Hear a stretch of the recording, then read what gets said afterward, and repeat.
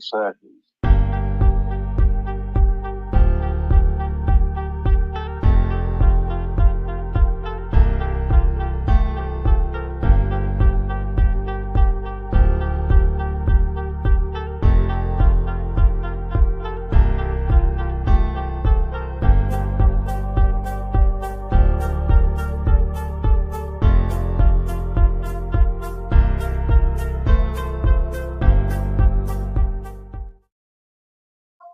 Yeah, it's one of them on. Yeah. Okay. You're on the Cobb County one now? Uh-huh. You're on the Cobb County one now? It's open in there. Hello, everyone, and welcome to Child Abuse Awareness with Darlene J. Clark. We're talking to Charles on the phone right now and trying to get him in here. Um, I'm sending you the link down in the messages down here, Charles, and see if you see it. You or Eric. Y'all see the link?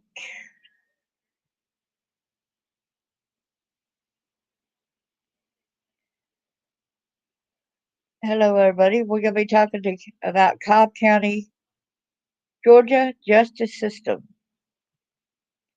You might need to hang up so that you can try to get on there, okay? And if you can't, just give us a call back. Okay. Thank you. Okay. Copyright disclaimer under Section 107 of the Copyright Act of 1976. Allowance is made for fair use for purposes such as criticism, comment, news reporting, scholarship, and research. Fair use is use permitted by copyright statute that might otherwise be infringing. Educational, nonprofit, or personal use tips and balance in favor of fair use. In Matthew 18, verse 6, but whoso shall offend one of these little ones which believe in me, it were better for him that a millstone were hanged about his neck, and he were drowned in the depth of the sea. Hope everyone's doing great tonight. We got an amazing show today. We don't have any trouble with our guest coming in, whether Danny or whether Blackstone lawyer or Charles Rogers comes in. Um, you can hit the link below to come on in. I'll send the link yet again. Maybe you'll be able to come in. I'm going to start out showing an affidavit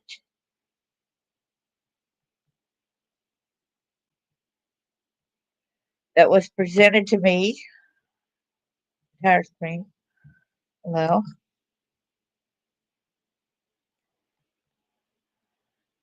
so it says, oops, went away. I'm sorry. Can't believe it went away. So get back over there.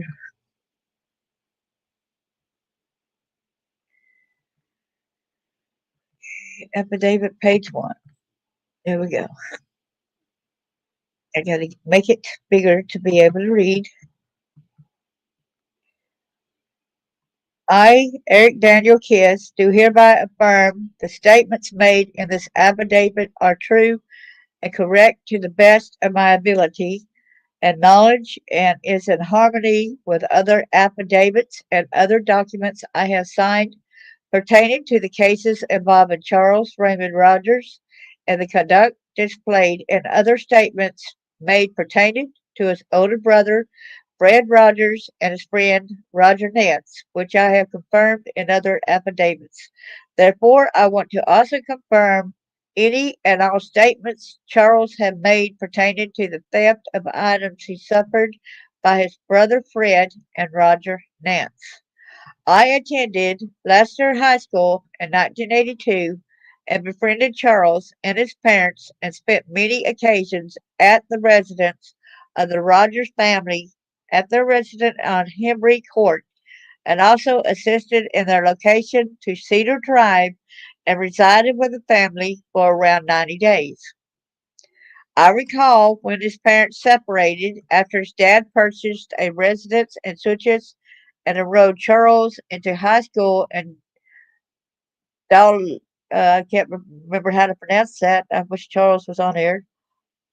Dalenega. You'll see the word right here. Dalenega.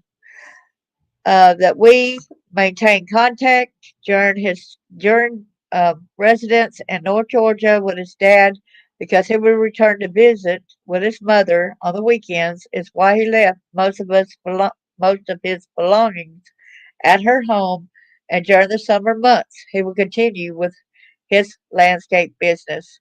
While visiting, he's calling right now. Hello there. He thinks he can do it on his phone. Okay, see if he can. Can I you would, hear him? no,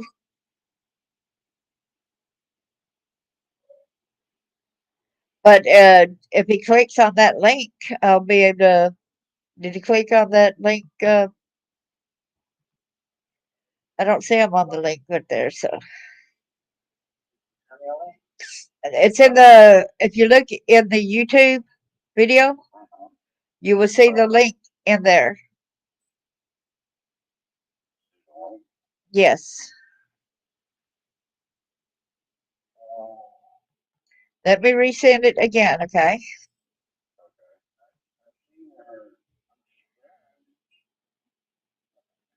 Look at the comments.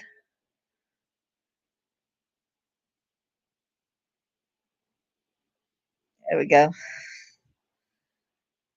So hopefully that would be able to get them in there. I would hear noise when.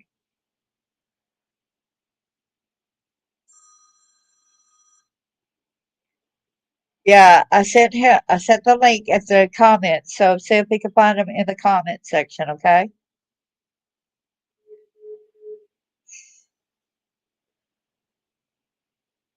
So I recall when his parents separated after his dad purchased a residence and such as, which it says there. So it said after his parents reunited in 1983, the Rogers family relocated to Cedar Drive, by which I assisted in their move after the older brother, Fred and Roger Nance, stole the guns from the family and used the proceeds to go on vacation to Florida, which I was allowed to reside with the family after their relocation.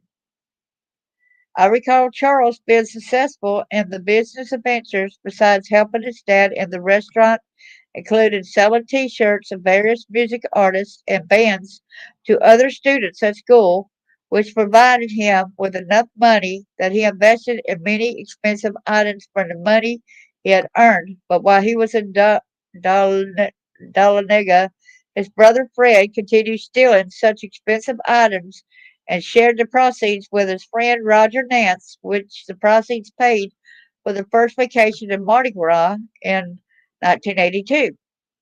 Fred and Roger also stole the rifle which belonged to Charles, which was never recovered with the other guns their dad recovered in 1983.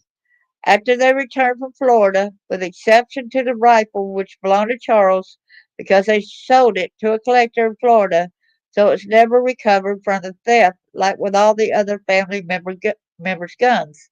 Also witnessed on many occasions since 1982 when both Fred and Roger bullied and attacked Charles for standing up to Fred for stealing from him to support Fred and Mr. Nance's party sprees. While residing with the family, also witnessed on separate occasions both Fred and Roger bully Charles out of money, and in one incident they forced his oldest brother Bill to give them money through physical force and intimidation. Furthermore, I affirm that while residing with the Rogers family, about I learned about a court settlement which was supposed to provide Charles with a house on 6 acres of land on Bentley Farm because of what he had said the last time it happened at Bentley Farm, and a large sum.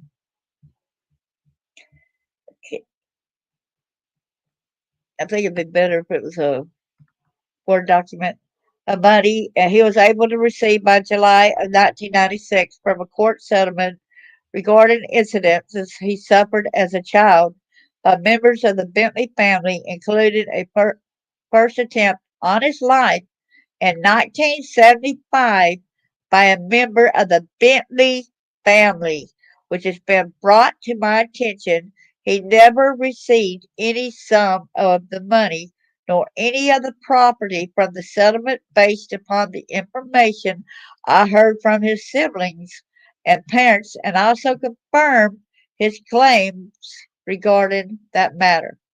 Also, after the incidents in Forsyth County around November the 29th, 1997, as described in my other affidavit regarding the attempted executions of Charles Rogers and myself by Fred Rogers, Roger Nance, Eric Rudolph, and Jeff Cook of Murphy, North Carolina. I had a discussion with Fred and Roger after the attempt, and they admitted the main reason they intended to execute Charles was due to his failure to appear in the neighborhood and coming during the abduction of Levi Frady, and their intentions were to frame Charles for the homicide of Levi and also admitted to committed homicides of other children, which I cannot recall the other names. But due to the other threats against Charles, was my motive to seek protective orders with Charles against his brother Fred and Mr. Nance in June of 2001. But I was again placed in fear for my safety because during the application process and magistrate court when Judge Mike McLaughlin, who is still residing as judge there, made death threats to another party, Charles and myself, when he refused to grant us a hearing for a temporary protection order and stated he would have us all arrested and murdered while in the county jail in the event we sought other protective orders or civil actions against Fred Rogers and Roger Nance because Judge McLaughlin also stated that he was a partner in crime of theirs in many child murder cases. Okay, I hear him coming up into the stream. Hello there. Hey there, Bucket. Thanks for coming. Hi, Eric. Hi, Darlene. How are you? I'm doing pretty good. Thank you. I'll finish reading this affidavit if that's okay. That's fine. Thank you. So, therefore, the purpose of this and my other affidavits is to provide as much accurate details of events surrounding his experiences with the Rogers family and Roger Nance, and I have remained in fear for my personal safety since the event in Forsyth County due to the willingness of Mr. Nance to have us executed when he knew I was not a member of the law enforcement community nor an informant of Fred Rogers excuse me, informant, and Fred Rogers also knew this, but yet chose to lure us to Forsyth County anyway with the intentions to have us executed. If it were not for the selfless pleas for my life by Charles, we would both have been executed, but because he did not plead for his own life, but pled for mine. Also, after that incident was another attempt on the lives of my son, his mother, and on December 19th, 1997, by which Charles intervened with a group of his friends and colleagues. Around December 2012, my house caught fire and was almost completely destroyed from what appeared to be arson instead of electrical, which a fire marshal ruled. Afterwards, I suffered vandalism, theft of tools, and vandalism without resolve to who the thieves and vandals were for the lack of cooperation of the Hall County law enforcement, including refusal to enforce judicial orders for the eviction of a party and daughter of a Hall County deputy and other drug dealers who inhabited my property due to a tenant I was not aware was an addict until after she took residency at my home and invited her son, a known troublemaker and addict, to move in with his wife and residency in my home. In 2019, while Charles was staying at my residence on certain occasions to assess the crisis while I was at work and discovered drug activity at my residence, but had vacated the premises prior to being served, while the deputy refused to enforce the eviction order on the other parties. I wanted evicted from my property, and the Hall County Sheriff's Department refused to arrest the parties responsible for the vandalism, burglary, which forced me to file for the eviction order, and therefore has suffered similar miscarriages of justice like Charles Rogers had mostly with Cobb County, which I was believed because all the acts. Let me try to go to the next picture. Okay, so close that one out. And sometimes it close that one out, and let me go to the next affidavit 3. All right, so let me make this one bigger too so we can continue with this affidavit.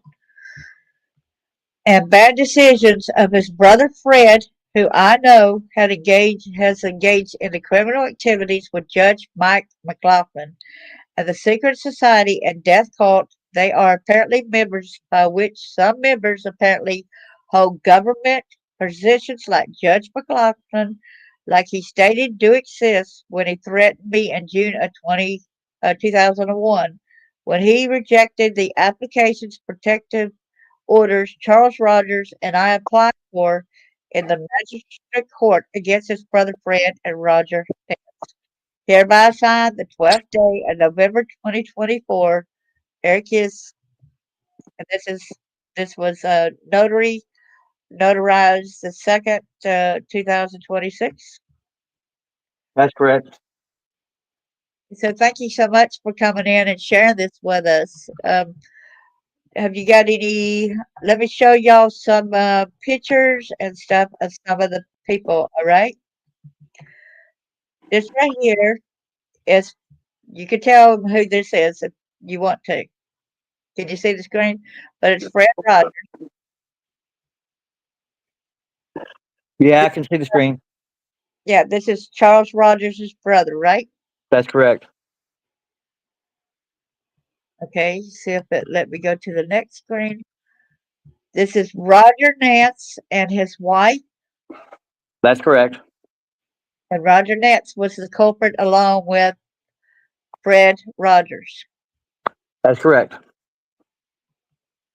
And Alice Summer is one of the Bentleys families who was in residing on that property during several of the barn fires, which we talked about in the last episode concerning the child trafficking over there at Bentley Farms.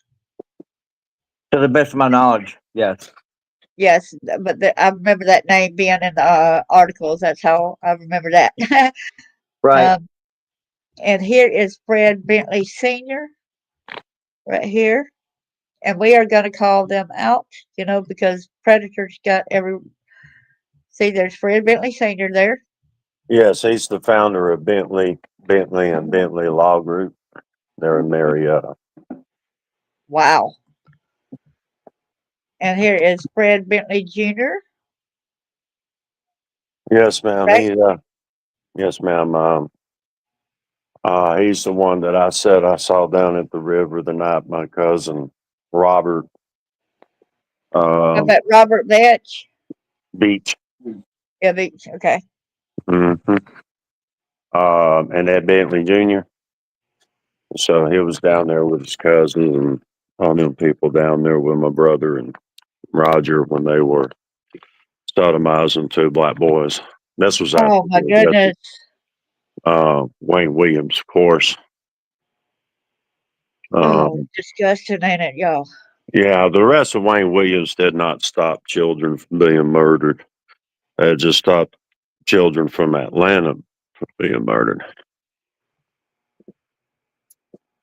So here's another one of the Bentleys right here. This is George Edward Bentley Jr., the one that did the brunt of your things. Am I right or wrong? Yes, that's who referred to as Ed Bentley. Right. You can talk a little bit more about him since we got him up if you want. Yes, ma'am. That's the one that him and his brother-in-law Jim Stubbs. Um, Jim had lured me to their farm, and me and Jim, and of course, um, George, senior there, were trying to entice me to do sexual um things with Jim's 5-year-old daughter, who was only 8.5 months younger than me at the time it started. So that's who was trying to coerce and persuade me. The second time I went over there to go in the barn, a wooden barn they had there close to the concrete stables that used to be located right off of the 120 loop there in Marietta. Yes. And I recall us going over the newspaper article when I rode over there the other day, and the old horse stables still built there on the side of 120. I guess they decided to renovate some time back, but the only stables that's I could tell that Alice Summer is referring to being burned down were the concrete stables that they had to destroy from the settlement of my dad's countersuit against George Bentley. Right. So they were built out of concrete. And of Right. course, we discussed the same concrete barn that you and this other woman, Lisa, described. And, Yes. and but the burning barns, Bentley Farm, I've been kind of making some um, jokes about it. Needs to be put in the Guinness Book of World Records. Making a comeback. Yeah, That's a popular burn site. Yeah. yeah, coming making a comeback as a popular burn site. He said, but I sent you a picture where the other day we rode through there, and there was this fence already built across the Bentley Lake Road, which is a county maintained private road, a church located on it. So I can understand problems with people if somebody else was coming down there and burning those barns. You might want to put a fence up, but the fence isn't going to keep them off of their own farm to where they can continue burning their barns. I mean, Who that's just was that? insane. Who was that said before? Was there somebody that said before about the bodies of the children buried on that property too? Well, from what I was told when I was over there that day, and I wanted to walk over there and see what was in the concrete barn, and I was told if I looked, I would have to go in and I couldn't come back out. And then, of course, later I was told that they would take the bodies out of there and bury up there, close to the road, which meant Barnes Mill Road. So if Yeah, they would bury them there then, I'd assume they've been burying them there ever since.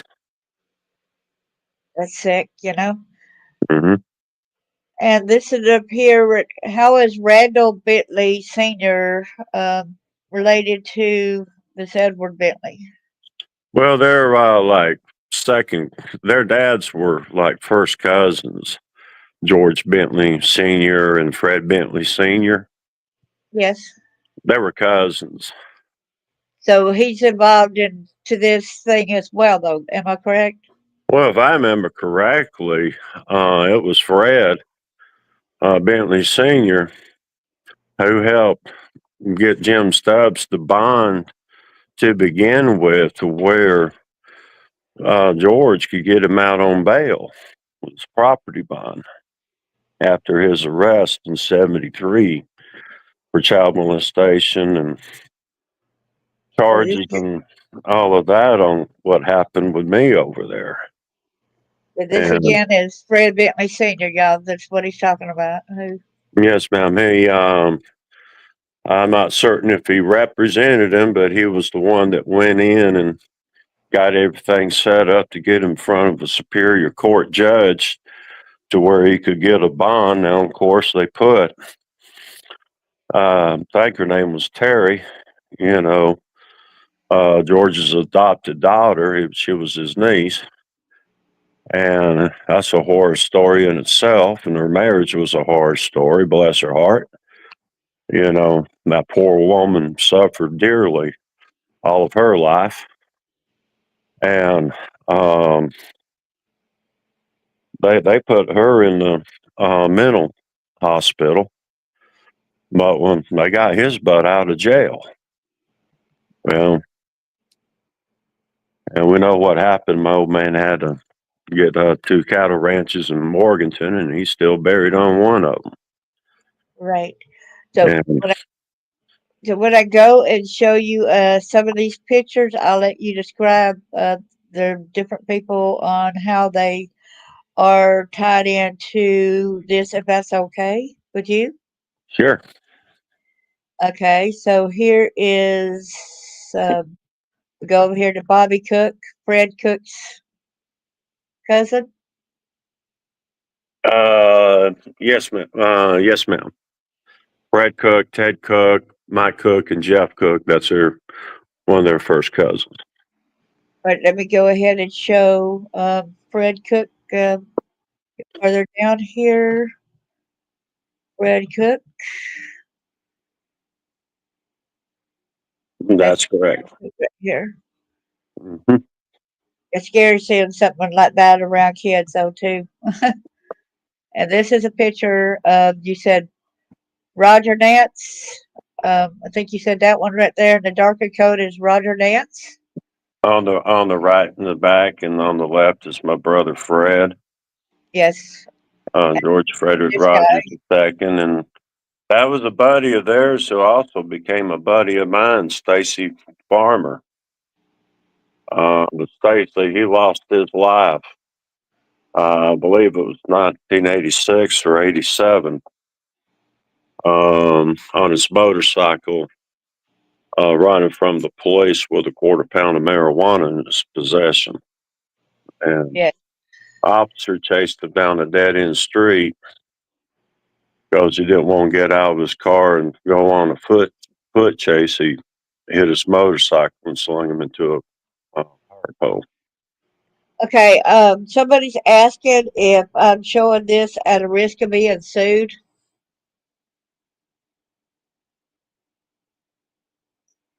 Ma'am? Somebody is asking if I'm showing this at a risk of being sued. Well, they can't sue you for anything. Now, Nance has tried to sue me, but I don't think that's worked out too well for him. And it don't bother me if anybody else wants to file their suit or not. I'm glad to challenge them any day in court. And they Um, already got some suits against these people bringing the awareness over there in Cobb County. mhm. Well, Mr. Kiss filed his tort before Mr. Nance. Just a day or two, he added Mr. Nance and Eric Rudolph and Judge McLaughlin to his tort against You will. all county law enforcement. Right. And you said this right here is a composite sketch of the Route 29 stalker. Yes, ma'am. That's one they were able to get out of the Route 29 stalkers. Right. And when we looked at the cooks, you know, I don't know which two you said that one possibly. Well, that's Bobby Cook. He and his cousin Mike Cook are the primary suspects in the Centennial Park attack.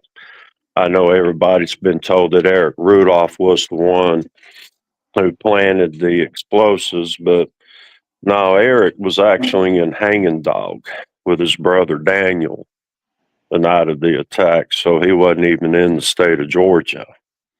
And Eric Yeah. Rudolph also was John Benet Ramsey's ski instructor. Am I right or wrong? Yes, ma'am. Water skiing instructor. He taught water skiing lessons to um, many parents who were members of the Brasstown Valley Golf Club, where he was employed at as a handyman. Right. And I'm going to show where Eric Rudolph's new identity, okay? He is now Eric Natheth, psychiatric nurse practitioner in Arlington, Texas. And how did you find this information out, if you don't mind sharing? Well, it's when you Google it, it just pops up. It's just like when you pull up Eric Rudolph, up pops Eric Nathan. Yeah. And plus, didn't somebody ride over there and then somebody start shooting out at their windows? That's what I had heard. Then I talked to the lady that it was supposed to happen to, and she said that's not the way it went down. Okay, so it was Yeah, different than what. Okay. yeah, it turned out to be different than what I had been told. So, um, Okay. yeah, So when we looked up the Delphi murders, that's when you said that these do resemble the Cooks right here. yes, This, ma'am. Uh, I know, they got a conviction on Ricky Allen. Um, you know, just this week, and um, it's like I said along ever since I started looking into the case and the geographical layout. But I think two young girls bad ages would take a chance of splitting and running around trees and take a chance of getting shot than just to go with one individual, um, without incident. yeah, and you got another Cook down here, which is the brother right here. This is Ted Cook. Yes, ma'am. He runs the Cook carpet and flooring location up in Waynesville, North Carolina. And Fred, he runs the location in Murphy. Okay, and this Richard Avantage. Remember who he is? Evidence. Yeah, Evident. Sorry. Hmm. Yeah, he's the one that Fred and Roger. Um, he's also suspected in the Route 29 stalkers case. He turned around and admitted to his sister that he had murdered some woman, and she went to the authorities on him. Well, there's no telling how many women he, along with my brother Fred and Rex Harriman, Roger Nance, my cousin Robert Beach, Frank Floyd, John Ramsey. I'm trying to find out the name of another boy that I believe was working on the team at the Centennial Park disaster team, that might have been connected with them on some other cases. But I'm not at liberty to really go too much further than that at the moment.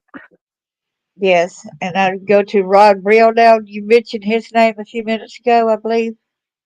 Yes, ma'am. That's another one of Epstein and Eric Rudolph and my brother Fred, and actually really good friend of my cousin Robert V. Him and Robert goes back when Robert worked out of the precinct 2 Cobb County Police Department. He used Yeah, to be- somebody suggested that we should show the names and blur out other info. Said, yeah, Mhm, but you see, but Ron Brill right here, he and Epstein and John Ramsey, which is John Benet Ramsey's father, right? correct. Now, Ron is one of the founding executives of the Home Depot Corporation. Okay, but he's not the one that recently died, or is he one that No, recently died? that was Bernie Marcus. Okay, And Bernie. Bernie was also a suspect in the Atlanta child murders. Not because I saw him down there that night, but because uh, he told me during our meeting down there at the Atlanta Aquarium. And I think I told you the insanity about that meeting and how I was able to walk out of that building. But yeah, they knew I was on him. He knew I was on him over that fake, that not fake nothing to it, that attempted truck bombing of the Home Depot corporate headquarters. Um, I knew they were involved in it whenever went down there to meet with him because I had already met with Ken Lagone and I'd already got Ken's account of what had happened. And of course, he stayed in the basement after they walked over from their meeting over there at the store location um, there at Cumberland Parkway and uh, Paces Ferry Road. And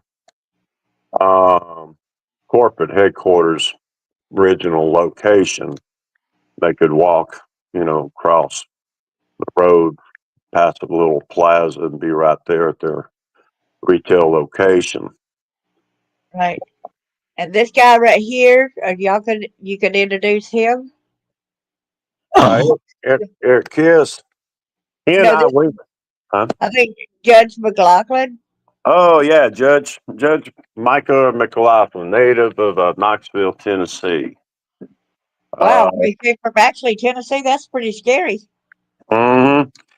Well, first time I ever saw this guy in my life was actually on the back of the school bus back in 1980.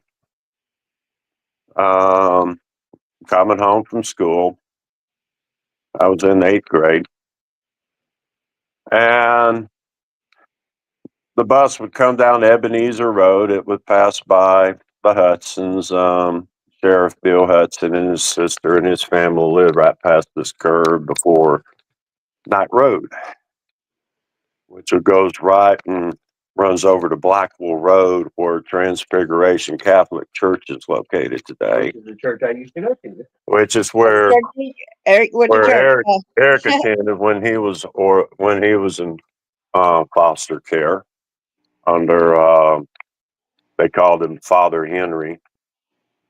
And what was his last name? Right. Huh? He's now Monsignor Right. Monsignor Grotz. He's still around? Is he? So anyway, um, when we attended school, that's where he lived at. And but they were building the church when I was in the 8th grade. But that's the first time I saw him chasing this. I think it was 1969 Chevelle SS, and it ran into the brick mailbox of the sister of Sheriff Bill Hudson. So I ran back to got my bus driver to let me off there at the corner and asked the lady on the corner house to call the police while I ran up to render assistance. I thought it was actually two guys racing, having fun, and one of them just ran into a brick mailbox. I didn't have a clue that it was a homicide in progress until I got up there. And well, of course, McLaughlin was out there, trying to get the driver's side door open. Um, I thought was maybe to, check on his buddy. So right when I got up there on him, he was able to get the door open, and he goes over and opens up his passenger door of his car. And I looked at him. I said, "I don't think your buddy looks like he's in any condition to be moved." And he goes, "Don't worry about it, kid. You mind your own business." Goes over and snatches him out. Well, the guy was in severe pain. The engine was almost knocked in the dash, of course. Um, his arms were like crinkling up with his arms toward his shoulders. He was in pain. He just takes him over and throws him in the back seat and shuts the door. And he goes, "And the best thing you could do is not say a word of this to the police." Well, what do you do when you're standing right there in front of the sheriff in his sister's home?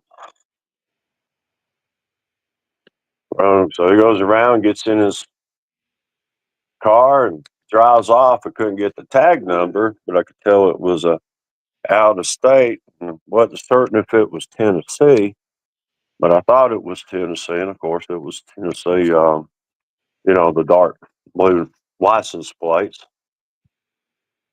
They still have, and Okay, hold on a minute. Somebody wants a quick summary of what's going on. This is the actual guy that is Judge McLaughlin, and he's judge in Cobb County in Georgia.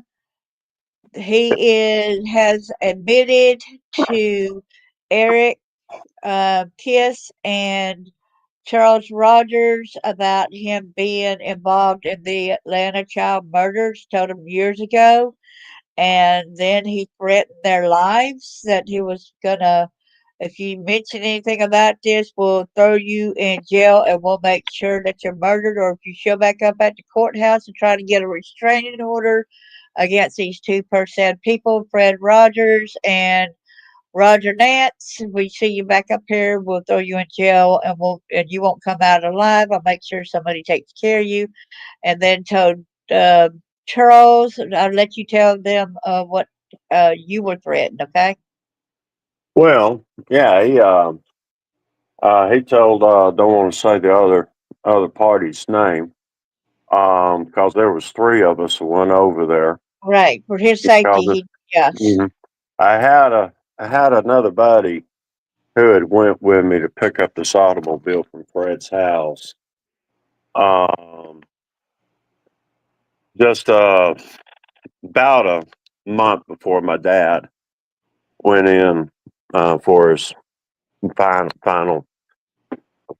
tour of Piedmont Hospital in the ICU when he passed away on July 19th, 2001. So when he went into the hospital, well, the last person in the world I wanted to see was Roger Nance.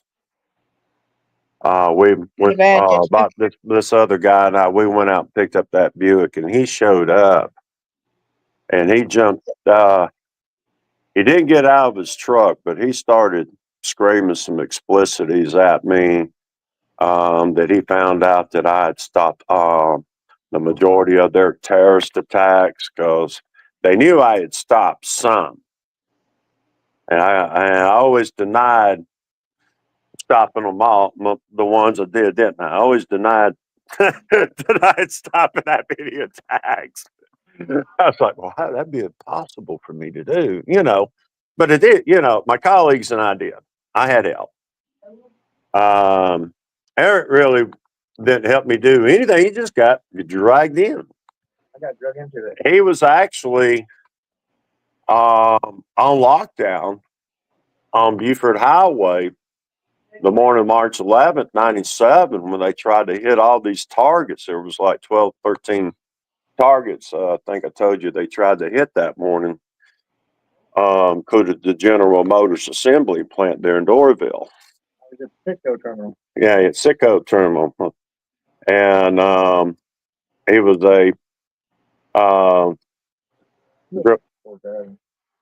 he drove a tanker. So it was on the target list, and they got the gate closed before they could put the explosives in there. But he still had to go in to the building for, To get my paperwork after get his, and then you have to go in there and sit for a time. I sat in there nearly 2 hours. Yeah, almost 2 hours he had to sit in there before we could get that truck bomb out of there. So, couldn't leave without my paperwork. That wouldn't open. Yeah, they told the drivers it was a computer malfunction, but he didn't even know it was a terrorist attack until Fred and Roger, or after they had lured us out, and after the others had determined not to execute us. What he did was he kind of acted like he was in favor of what they were doing. He bluffed them into thinking, well, shoot, guys, dang, my dad, he was in the worked in the steel industry, had these different homes and stuff, and they shut down the steel industry, and he lost everything and all that. And of course, he wound up losing both his parents in an automobile accident. But he was looking at me, and he's like, well, hey, Charlie, why didn't you? What's wrong with you, man? Can't you see your brother and them are trying to do a good thing? They fell for it. So they left Jeff Cook. The others left. So they left him there with us. And we talked for how long? 30, 45 minutes. I thought around an hour, wasn't it? You figure 45 minutes. That's pretty Yeah, around 45 minutes, I guess. And they sat there. Hold on a minute. Somebody wants you to his computer because he came in a little late. They're wondering who Eric is. So can you introduce? No, they are not law enforcement. They were just harassed by law enforcement. But I'll let you introduce Eric again, if you will. Well, it's Eric Kiss. He's a buddy of mine from high school. He lived with my family for around 3 months in 1983. He witnessed a lot of activities out of my older brother Fred and his best friend Roger Nance, and included an attempt on both of our lives back 2 days after my birthday in 1997. And also another attempt on he and his son and wife's lives, December the 19th of 1997, because my colleagues and I had stopped the December 9th truck bomb attack of the Prince Hall Masonic Lodge in Atlanta, Georgia. Right, exactly. So they went to try to retaliate, in other words. Yeah, he had nothing to do with anything, no involvement in anything, nothing really knowledge of anything. And tell we was going to go out and shoot a little pool and drink a couple beers, and because we hadn't seen each other in a while, and they thought I was meeting with an undercover police officer or federal agent. Well, that's what they all thought. And Fred and Roger should have known better because they knew him back when he lived with my family. And but that's actually, they were always so gung-ho that they was going to catch me communicating with a law enforcement officer. They were all the time trying to catch me communicating with a law enforcement officer, and they couldn't do it because I wasn't communicating with law enforcement. So they had mistaken him.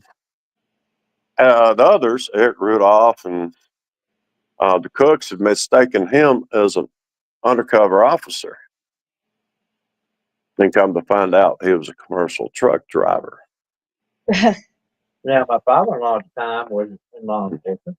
Yeah, his father-in-law was a Hall County deputy sheriff. Ah, that's good to know. I want to show y'all also. Okay, can you tell us who also this is right here? This Jeff Carrier dude. This guy, he came into the picture to me in 2001 when my dad was dying in the ICU there at Piedmont Hospital. We went down Cobb Magistrate Court.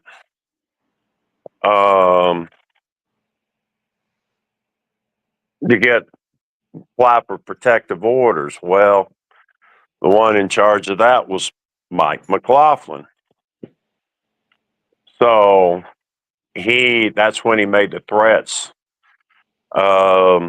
against, my two buddies.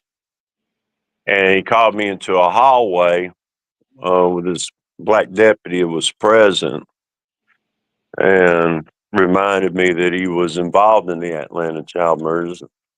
I wanted to say that to someone in law enforcement there, but it didn't matter to that deputy, I guess. And it was a wonder I was let out of that courthouse that day.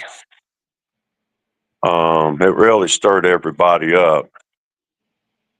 My other buddies still continue drive me around and help me do stuff. But it definitely shook Eric up here real good. Again. But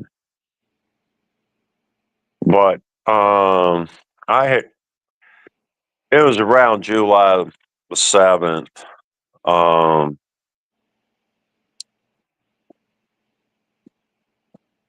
Fred and I was watching my dad while my sister was working that day. So we switched off, taking turns instead with my dad in the ICU. Well, he came out and he told me when she got there, he goes, well, I know we got free coffee here, but I think I'm just going to take a little ride over here to this cafeteria down the street here and have a cup of coffee instead of walking. You want to ride down there with me? I was like, no, actually, I wouldn't mind a walk. I'll walk down there and meet you. Just go ahead and ride with me. And I'll take it. Well, something told me. I just kind of had that funny gut feeling that something wasn't right about it, but to go anyway. So I did. And we got in this Buick, which was a navy blue Buick LeSabre my mom had given him. And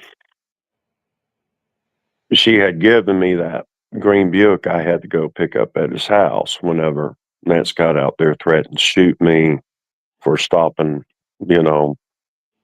all those 28 attacks I'd stopped. He was mad. Well, So let's think about this picture of Jeff Carrier right here is the food right in front of you. He was one of the guys trying to help them chase me down and kill me the day after. Well, actually, that day when I escaped Fred's automobile, what Fred had done, he drove past that cafeteria. He went down to the Shell gas station that used to be located down Peachtree Street on the left, pulled in there, and he picked up Roger. Well, I wasn't about to ride in the front seat with that lunatic in the car, and of course he wanted to ride shotguns. Okay, that was perfect. So I got in the back passenger seat behind him. So they went up and they picked up this guy named Craig Madeir. Now, Craig is former CEO of Home Depot. Is now chairman of Home Depot. So they a go lot pick of the this big guy wigs up. over there. They were probably all Hmm. involved with that, trying to be bombing of that Home Depot, huh? So we pull into the cafeteria where we were, initially supposed to go and have our coffee. And when we pull in, I start to get out. Well, this guy, Craig Benier, sitting there, and they're like, no, you sit in the car. We're picking him up. So, car. Seeing the store, even though it didn't work for Home Depot Sound like at the you're time, okay. It's doing better now. even though it didn't work for Home Depot at the hit the quarters. You might have to stand further apart. The electronics are interfering with each other. There's a little bit of a. It sounds like your max headroom on. Oh, that.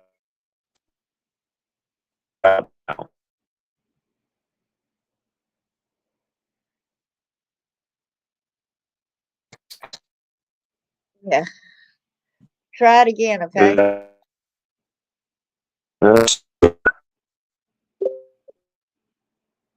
Yeah, I'm not on any other phone on program on this. Yeah. As long as somebody don't have the YouTube open at the same time, it could cause a bleed over like this.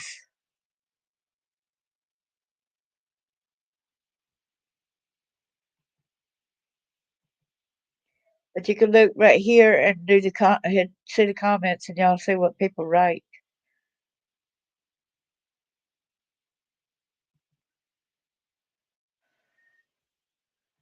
Here he comes. He's back. Welcome back. All right, is that better? That's better. Welcome Okay. back. All right.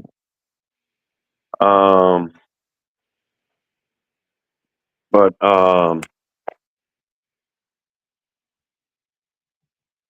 I got to actually meet him. He was in the we got the cashier, the authorities to stop the truck on the back of the headquarters. I had already met with Levi Frady's mother, Marilyn Parkman, Back away. and Back Albert. away. Hey, back away a little bit from where you're standing right now, because it sounded better when you were backed away, and when you stood closer, that's when it was messing up. Try it again. Is that better? Yeah, it's a lot better. There you go. Okay. Well, anyway, I had got his description out of Marilyn Parkman, uh, Albert Samples, and of course Jim Becker's his description. So when he got in the car, I remembered him from the Home Depot and from what they had described about him. And and he just looked at me. He goes, "So you're Charles, huh?" And he remembered seeing me then when he walked over to talk to Roger, and he goes, well, I'm Craig Manier, and I've heard a lot about you. And he goes through all this, flattery and stuff about how impressed he was. And but he sat there and he lied. He said he was, I'm not going to say he lied about being distantly related to Jill Robinson as far as that, but he sat there, he lied to me and told me that he was the one who actually had John Bonet murdered. He was the one who actually picked a date to have her murdered, since he was distantly related to Jill Robinson. Because Yeah, have y'all heard of Jill Robinson or not?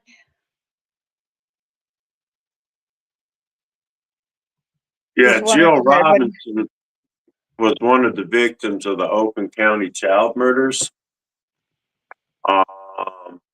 12 years old. She's the one that John Ramsey told Fred and Roger about over at Lakeland Graphics the evening I met him, and telling him about some of the girls that he had murdered up north. the alphabet and some of the stuff he had done with Frank Floyd. And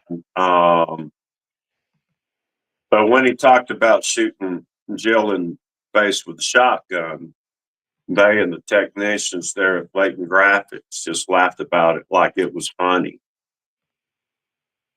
So John and a group of them had abducted her and had taken her to this little building and had video tape the assaults and torture on video or film, and they had filmed it.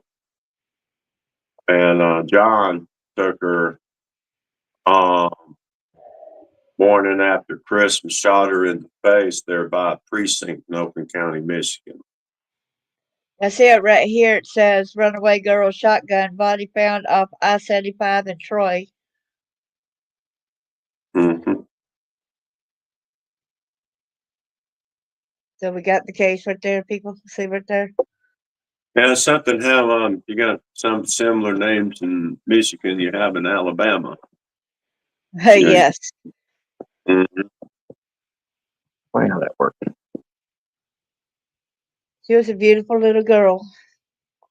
Yeah, a lot of these children, all these children they took were beautiful, and I had someone ask me, yesterday about Catherine Broad, who is the sister of Timothy King, and I had one of my biggest passions in all this was hoping one day to actually meet Gerald King and shake his hand. And I went into the Oakland County Child Killer group there on Facebook there back in 2018 and 2019. And you talk about being a nasty. And I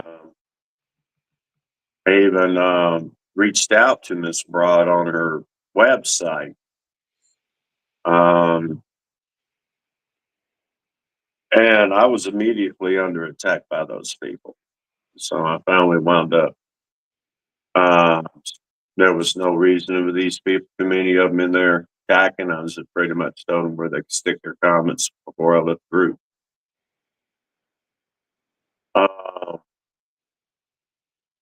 But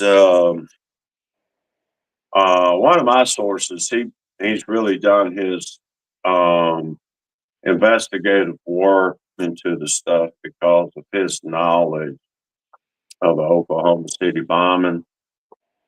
I'm not at liberty to say who he is just yet, but he believes somehow, like some, not all of these child murder cases, but parents were involved either in their abduction and or their homicides. Well, usually and their homicides, but some weren't, but they had knowledge they were going to be murdered. And of course, some parents had no clue their children were going to be taken. And I'll show you right quick where was, let's see, John Bonet and John Ramsey, and this was their first child who, she was trying to protect other people and then tried to help two boys escape before, along with you and Matt Derringer. Am I correct? Yes, ma'am. Beth grew up her younger years before she moved out of Georgia. She grew up in Cobb County until her mother Lucy and John divorced, if I remember correctly, in 1978. And according to her and Matt, she wouldn't tell me about it. She let him tell me about it. But she had been sexually abused by her daddy, that she had actually had a meltdown and And it breakdown. was, and we got to let people know that it wasn't her who actually told you, but she let her boyfriend tell you because she had trouble doing that, and so she told her boyfriend to tell you what had happened to her, what she was Yeah, running. Matt, that Matt was my definition of a MAN in capital letters. He was a real man, very, very fine, distinguished gentleman, and excuse my language, badass. Okay, he stood up to my cousin Robert and Ed Bentley Jr., and they were dressed up in tactical gear with guns and all that, and they were kind of real leery about having to deal with him that day after they killed those two teenagers. And Did they like kill those two teenagers? I wondered about that after y'all had rescued them. But remember, you had told Beth not to tell anybody about y'all going to rescue these boys out of that Bentley mhm, barn, right? that's right. Actually, her And friend, I think her friend name was Paula, who she went to grammar school with. And when she came to Marietta, she used to go over and stay with her friend Paula's when she would come into occasionally with her siblings and visit with her dad. She would sometimes be permitted to go over and stay overnight at her friend Paula's, you know. So, uh, she had a different mama than John Bonet did, so y'all got to know yes, that. ma'am. Lucy's, she's from Philippines. Okay. She met John when he was in the Navy. Um, and they both got married just before he got out of the Navy. And she was the oldest of his first three children. There's her. Of course, her name's Elizabeth Posh Ramsey. Patsy and John Benet are buried with her at the St. James Episcopal Cemetery there in Marietta, which is Yeah. right next to where the old Marietta High School is located. Um, they built one about 15 years ago. I don't know what they use it for now, but that was the old Marietta High School by that cemetery. Uh, but that's where they're buried at. Um, Did you say that's where Matt's buried too, or is he buried elsewhere? no, ma'am. He's buried up there in Illinois, where he and his family's from. And could you describe with them how those two had died? Since the newspaper would say it's an accident, but we know otherwise. Well, yeah, one thing that Matt cherished in life, and that was his girlfriend. Um, she was really his world. They never would get married as long as John Ramsey was free, because of just what Matt found out about her dad Yeah, and I didn't want them granddad. to have access to their children in case they had any, and No, they exploit didn't. them as well. Her family and his and her families were like, well, why don't y'all go ahead and get married? Y'all been together long enough. You two need to go ahead and get married and start having some children, and which was no issue on his family, but her and him, that was like a freaking totally out of the question as long as John Bennett Ramsey remained at large. There was no And way in his the world name they were is going to get married. so his middle name is Bennett, and see, John is the little girl is Bonet. So y'all can tell the difference between that John Bennett and John Bonet. Okay. Well, that's how he designed her name to be named after him, Jean Benet. Really, I think he was hoping for a son, and he wound up with a daughter. And so maybe he was going to name his, you know, if she was born a boy, maybe he's going to name him Junior. because he turned around and named her John Benet. I don't know. Uh, but that is beautiful name out of a freaky guy, you ask me, or creepy guy. Right. And then Matt Derringer had said he would never drive when it's raining, right? That's right. We talked about this. They sat Exactly. there after all this went down, and we got out of that farm the following day by the skin of our teeth. Um, I had to bluff Fred and make him think my mom knew that we were over there. Is the only reason why we were allowed to leave. Right. If it wasn't for that, if I hadn't bluffed him on that, lied to him, they probably would have got rid of all five of us. Because they took him and Paulo up to one location, and Beth and I went to that one barn. They had demolished the barn from the night before and had already reconstructed a new one. Say what? In that little bit of time? Huh? I said, people got to say what in that little bit of time? In that Demolish little it and bit of make it look time. like nothing happened, huh? Oh, these people are doggone craftsmen when it comes to doggone building stuff now. I got a Well, buddy. they are affiliated with people with Home Depot, Yeah, well, I got a buddy of mine. He and I framed the house for my dad back in 19 was it 84? And we had it framed. It was only 1,000 square feet. Not a carport, just a little, Cracker Jack box house. Right. We had framed, sided, garnished, and roofed in 11 days. Just the two of us. Wow. Now, it was on a slab, of course, or it took us longer than that. But just in 11 days, just the two of us. And I was 19 and he was like 21.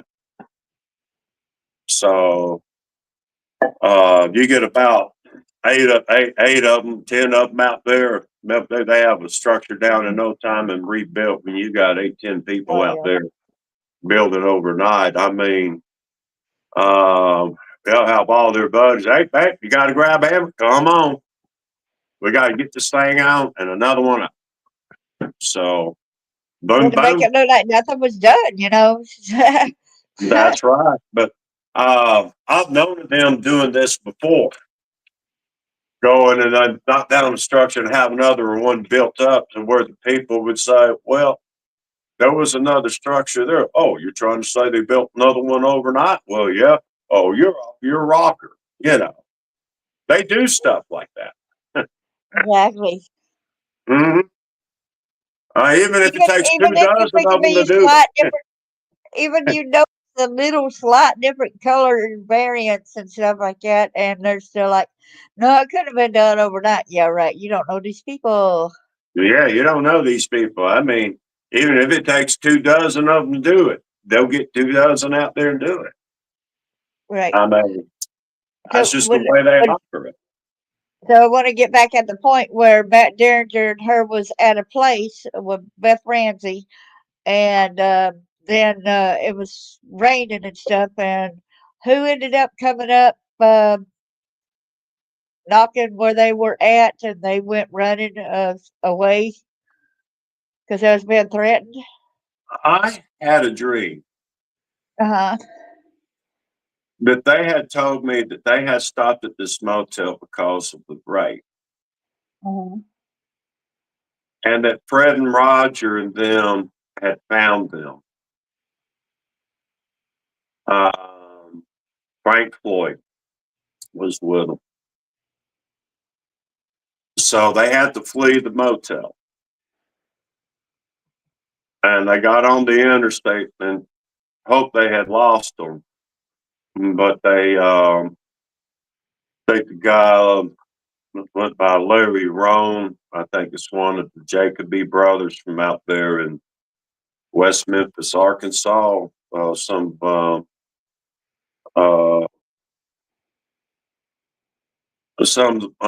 friends of Terry. I'm trying to remember his last name. Stevie Branch's stepdad. Some of that bunch. Because it was some of that bunch out of there that was helping them chase me around. Some down there in Lower Alabama. Some of them were from West Memphis, Arkansas. So, of course, Eric Rudolph and Matt McRae were from Murphy, North Carolina, and had chased me a couple of times down there. Wasn't able to find out the name of the guy who wrecked his car by thinking it was Matt McRae, who crashed his car into a train down there one night, chasing me through Evergreen.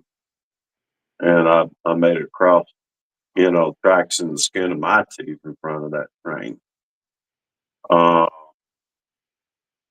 Is the reason why he collided. Yeah. And Well, it's amazing how many of these people end up dying by accidents about running into box trucks, during a chase, oh yeah, or high speed or whatever. Well, it's like that day I was driving down from Evergreen. They had come after me a number of times. So this was kind of like on a, you know, this wasn't on a rainy day. This was just on a normal sunny day. I was driving down Brooklyn Road from Evergreen down toward Paul, Alabama. And I looked at my rearview mirror, and right when I got up there, I think it's County Road 31 runs in there, runs over to Highway 83. And there's that doggone Buick pulls right out behind me. Same one I watched when I was in the 8th grade on the back of the school bus. There comes Judge I McLaughlin. see it pull out right behind me. There's doggone Judge Mike McLaughlin. So some told me he's chasing me. I just wanted to make certain. So I gunned my car. He gunned it. He comes passing me, pulls out a big old long 357 Magnum, points it at me. I hit the brakes, put it in reverse. I pull the, Jim Rockford, spin back and whip the front around, put it in drive and takes off. Well, he does the same thing. I'm like, oh, brother. So I'm sitting there. Don't want to drive into town. So he gets back up on me. I do it again. I figured right then, Grady Lynn Ross's brick mailbox. I had practiced making that turn many a times in case I ran into the situation on the Brooklyn Paul Road, just in case this were to happen. So I truck it down toward Paul again. He's on my tail. He even bumped me a couple of times to see if I would freak out and lose control. But I maintained it didn't affect my driving skills, him bumping me in the rear. I was just keeping my wheels going straight. And there was, of course, some cars and log truck that passed whenever he could have had another opportunity. But whenever they passed, we were already up on, what is now Grady Rawls and Sons Construction. And they're like the C.W. Matthews of Alabama. They do the highway construction work for the state of Alabama, USDOT.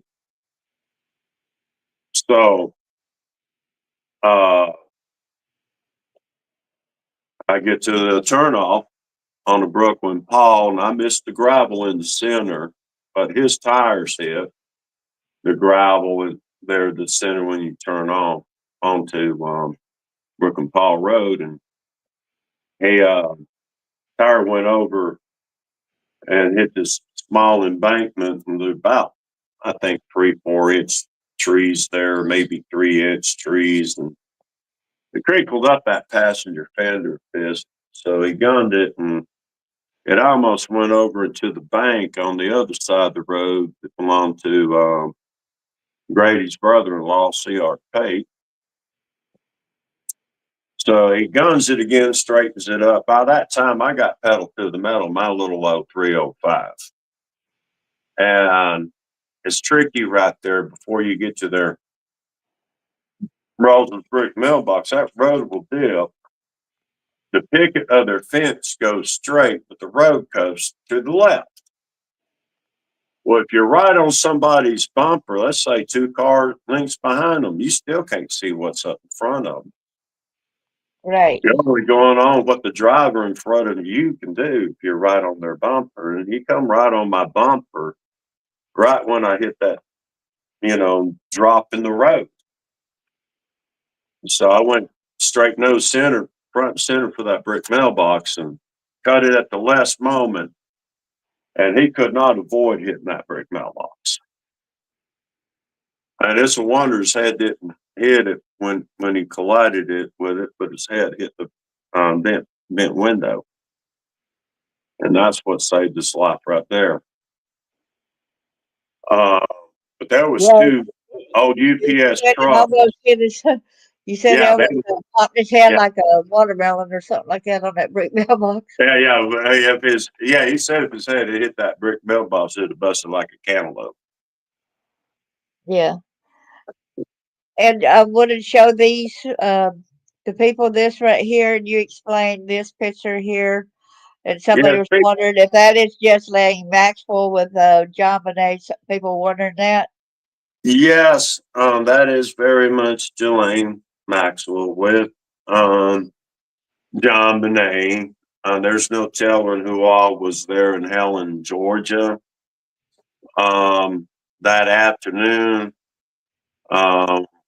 But that is during Oktoberfest in Helen. So They that's have why every she's got that special little hat on because Oktoberfest, I guess. yes, ma'am, because that's Alpine style town with the German beer and some people will dress up German outfits and that situation. That's what John Bonet was dressed up for, was for the Oktoberfest celebration. So what's that tell y'all there with just Lane Maxwell sitting right there that close to John Bonet? What's that tell y'all?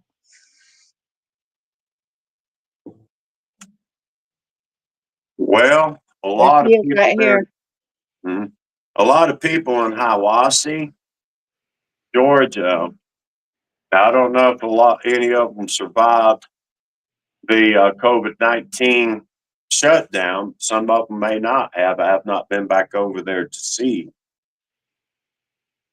But John and Patsy used to go out to dinner with Eric Rudolph and Ghislaine Maxwell quite a bit.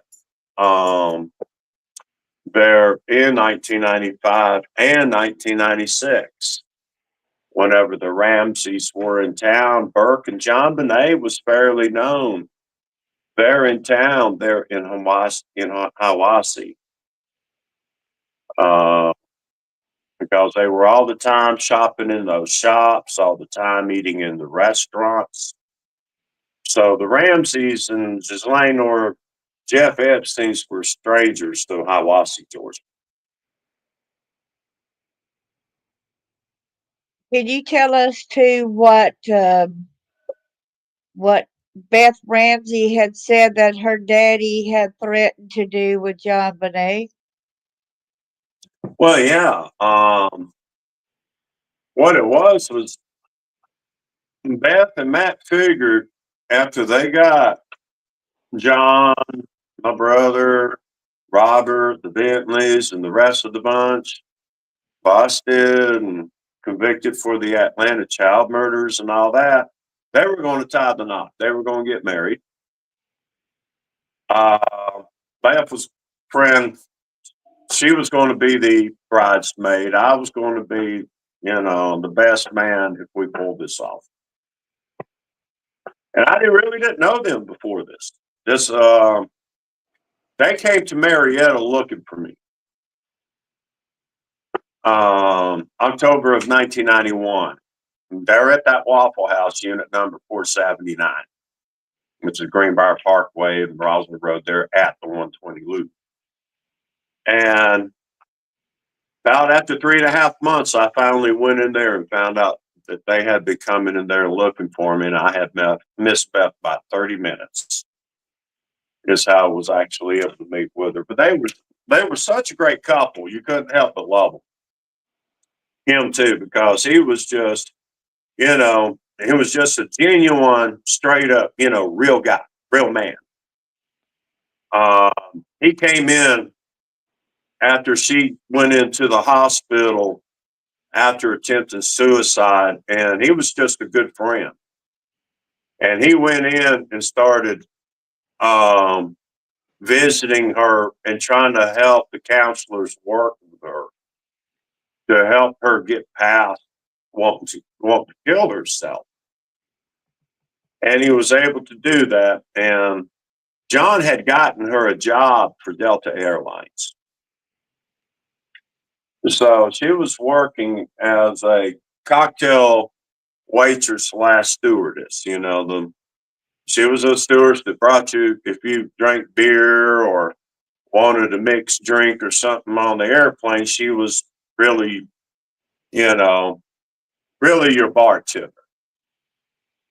So she had a part-time job there close to Chicago. She also worked part-time as a waitress at whenever she wasn't on a plane to make extra money. But that's what she did for a living. He was in, if I remember correctly, he was in computer marketing, computer sales, or something like that. Was his, but it didn't matter if it was just a 15-minute rain. They wasn't going to drive down a wet road after the rain stopped. They'd wait until the road was dry. Now, if she wasn't with Matt, he would drive in the rain no problem. He didn't care if it was, pouring like cats and dogs. He had no problem driving in the rain by himself. But as far as driving with her in the vehicle, especially after this had happened, there would be no way he would consider driving in the vehicle and take a chance of them being run into a box truck, as they put it, because that was their words to me. When we, before we departed, was if I ever read in the newspapers that they had ran into a box truck, then I would know they had been murdered. So, well, I get over there to this barn. I used to sit right there just past the on ramp of Roswell Road to the 120 loop there, what is the Whitewater exit now. And the homeless guys that camped out across the road, they would be the eyes on the barn from the road. Now, the people they were holding captive, they would be told that they tried to escape. They didn't know which of the vehicles coming down the road would be them, and they would see them and they would stop and kill them. But they had these guys camped out across the road like they were homeless, and they were the watchdogs of the place. So I had to come in from behind the barn and ease up in that barn and get up into that loft without them seeing me. So once I got up there, there was two black teenagers. They were supposed to be tied down, but they were untied, and they would retie themselves up whenever they came up there to check on them. They would tie themselves back up.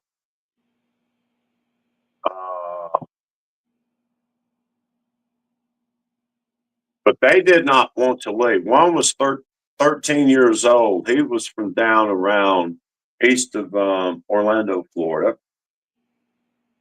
The other one, he was around 15 from Birmingham, Alabama. Both of them had been in the foster care program. So the people that Oh, had them in foster care hadn't even reported them missing because they were the ones who turned them over. oh my goodness.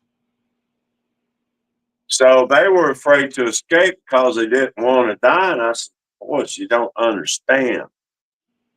If you don't escape, you're going to die because that's what they were there for. They were there for another, what they call sacrifice. Right. And that's what they were being held for. If it wasn't for that, I wouldn't have convinced them into escaping. I would have tried to figure out something, you know.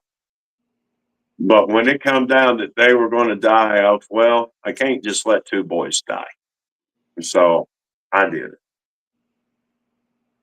And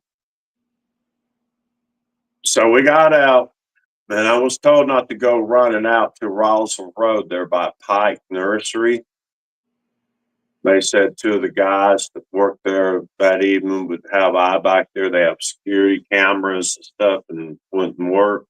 They had to come up behind the BP and us run across Greenbrier Parkway and behind the Waffle House there. And there, Matt Beth was waiting in his BMW, and I was supposed to run with the 15-year-old over to the East Lake Shopping Center where Paula was waiting in her little, I think it was a little Chevy Geo that she had. Now, that's what Beth had been driving when I met Beth today for the first time, but the second day that I met her and spoke with Matt, they were in his black BMW. So, um,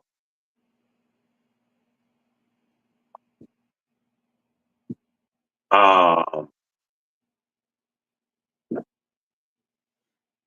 so we get running up there, and I look up, and I'll be dang if it's not that doggone golden brown Buick Centurion. There's McLaughlin again, huh? I holler out those boys. I said, run over here. They didn't listen. They continued running straight, went right across. I went running up above, hopefully to distract the gunshots up that way. And I heard them drop, and I heard what was sounding like a bumblebee flying in front of my face. I stopped right when I got to the curb on the street, and I looked, and sure enough, they were laying on the road. McLaughlin gets out of the car, and he goes, well, Charles, this kind of a good idea. You decided to cut up there instead of run across with them down here. We'd have had you. And that's when I knew that John Andrew had snitched us out because Matt and I, even Paula, agreed that she didn't need to tell her brother. We didn't think it was a good idea. And we told her not to. And she still went with the plan, was ready to do the plan. And we got there and she convinced us, oh, yeah, we can trust my little brother. I believe we can trust my little brother. He's not going to say anything, you know, about anything. You know, he and I's close and all that. He's not going to betray. Well, he did.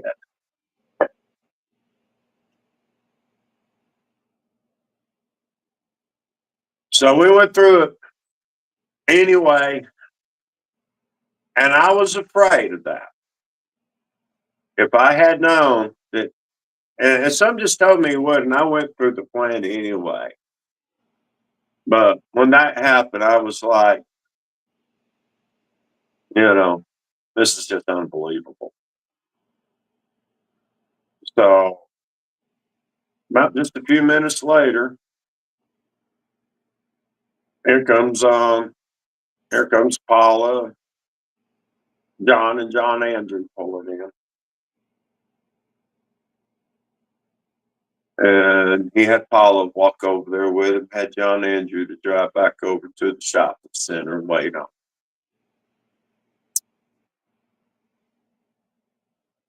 So he looked at her and Matt, and he was like, he goes, "You two, I want a damn good explanation about this." He goes, "Matt, you come from a really good family, real good, church going, honest family, great family." He looked at Paul and she goes, "Young lady, you too, wonderful family. You know, what are you doing?" She didn't know what to say. He looked at me, he goes, "Now, him, I can understand.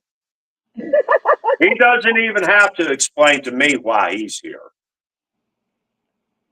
because I already know what he's going to say, and I'm not going to like what he's got to say, and I may have him shot on the spot if he says anything about that 11-year-old blind.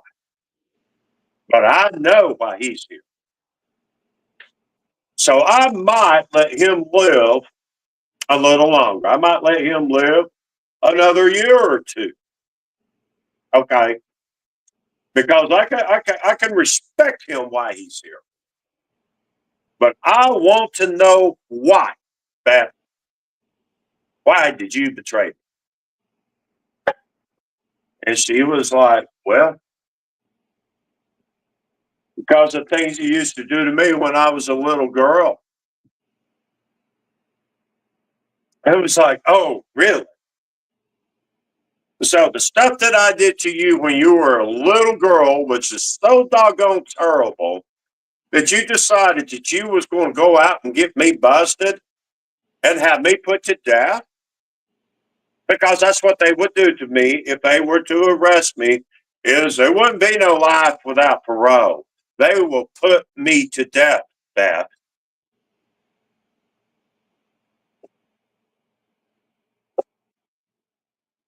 So I want to know what was so important that you were willing to get me put to death. So that's when she went in and told him to stop. The first time she held John Bonet, he goes, "So this was about John Bonet."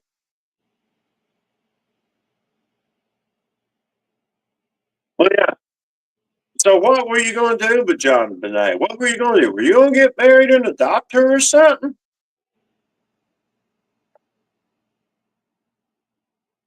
Well, yes, Daddy. Hmm. Well, Paula, is that what she told you? And she goes, "Well, Mr. Ramsey, I can't. No, I just want the yes or no. Is that what she told you? She's going to get me busted and put to death where she can adopt John Bonet and Burke?"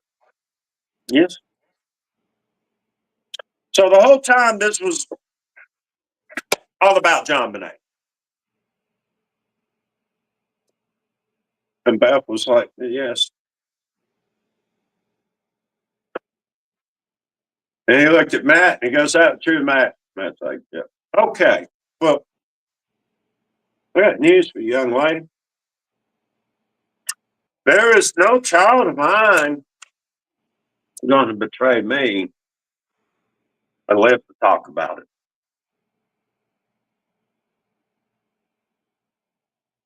So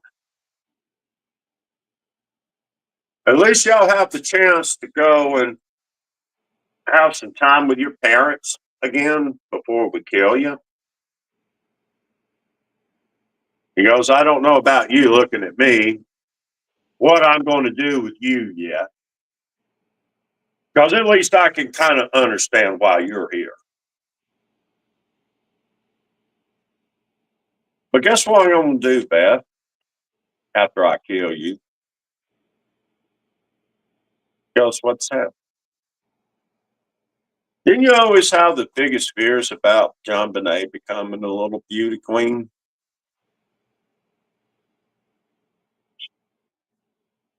Yeah, well, I'm what's one going to do. We're going to dye her hair to be a little blonde. We're going to dress her up like a little beauty queen, so we can prance her around like uh, like a hooker in a brothel before I have her murdered. I'm going to sell her out to the highest bidder, but I'm going to murder her on Christmas, on the anniversary of when I murdered this girl named Jill Robinson. I'm going to do it on her anniversary. Wasn't that other Jill Robinson? Wasn't she blonde and not, or was she No, brown Jill headed? Robinson was a brunette. No, the blonde that Okay, kicked John Ramsey's butt was a blonde. I mean, the girl that kicked his butt was a blonde. okay, that's where I got confused, about that. And plus, there was Uh another huh. girl. She showed a picture that, that was a blonde headed, with curls too. Mm-hmm. But I can't remember who that girl was. He goes. He goes. Because that way I get you back. And so I've got control over your soul for eternity.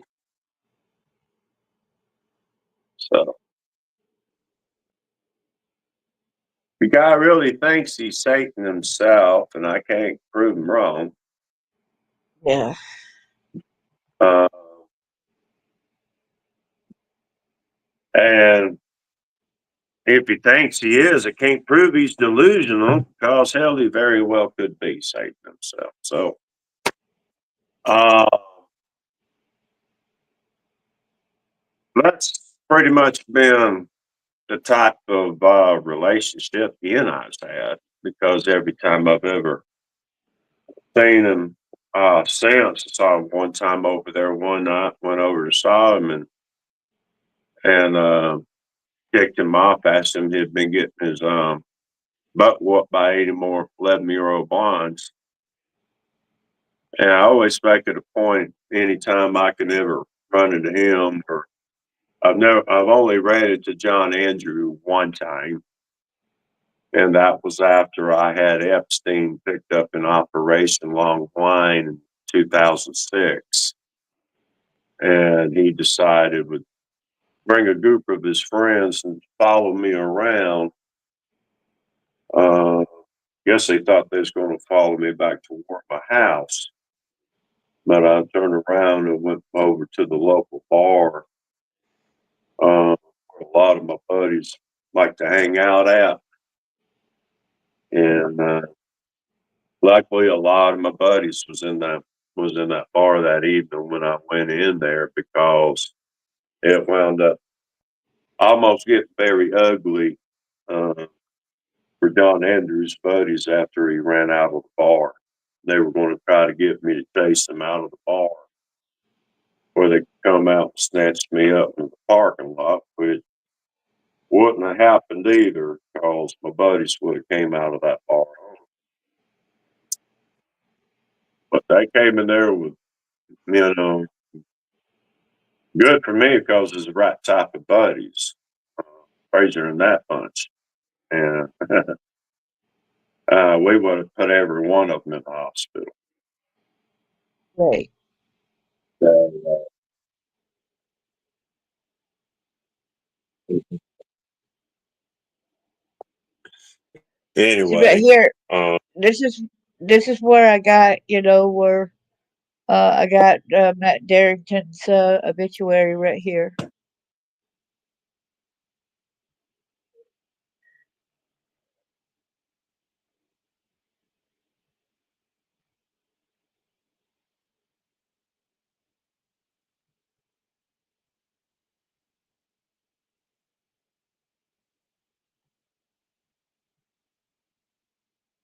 Are you there? yes, ma'am. See, there he is right here. This is Matt Darrington. That's who it was that he's talking Mm-hmm. was Yeah, great guy. I mean, um, that was Beth's knight in shining armor. And, he was the best man, for the job. They very well educated me. That was kind of funny because they knew then about their plans to attack the Alfred P. Murray Federal Building. And they sat there and was telling me about that. And I told them, I was like, well, it's kind of strange you tell me that. I said, there's this boy up in Murphy, North Carolina. I had accused of going to do that back at a baseball game, 1974. And they goes, well, who was that? And I said, well, his name's Mike Cook. And they both just laughed.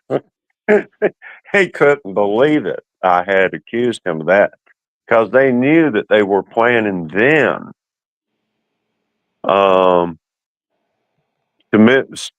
start committing terrorist attacks here on U.S. soil. And we discussed it.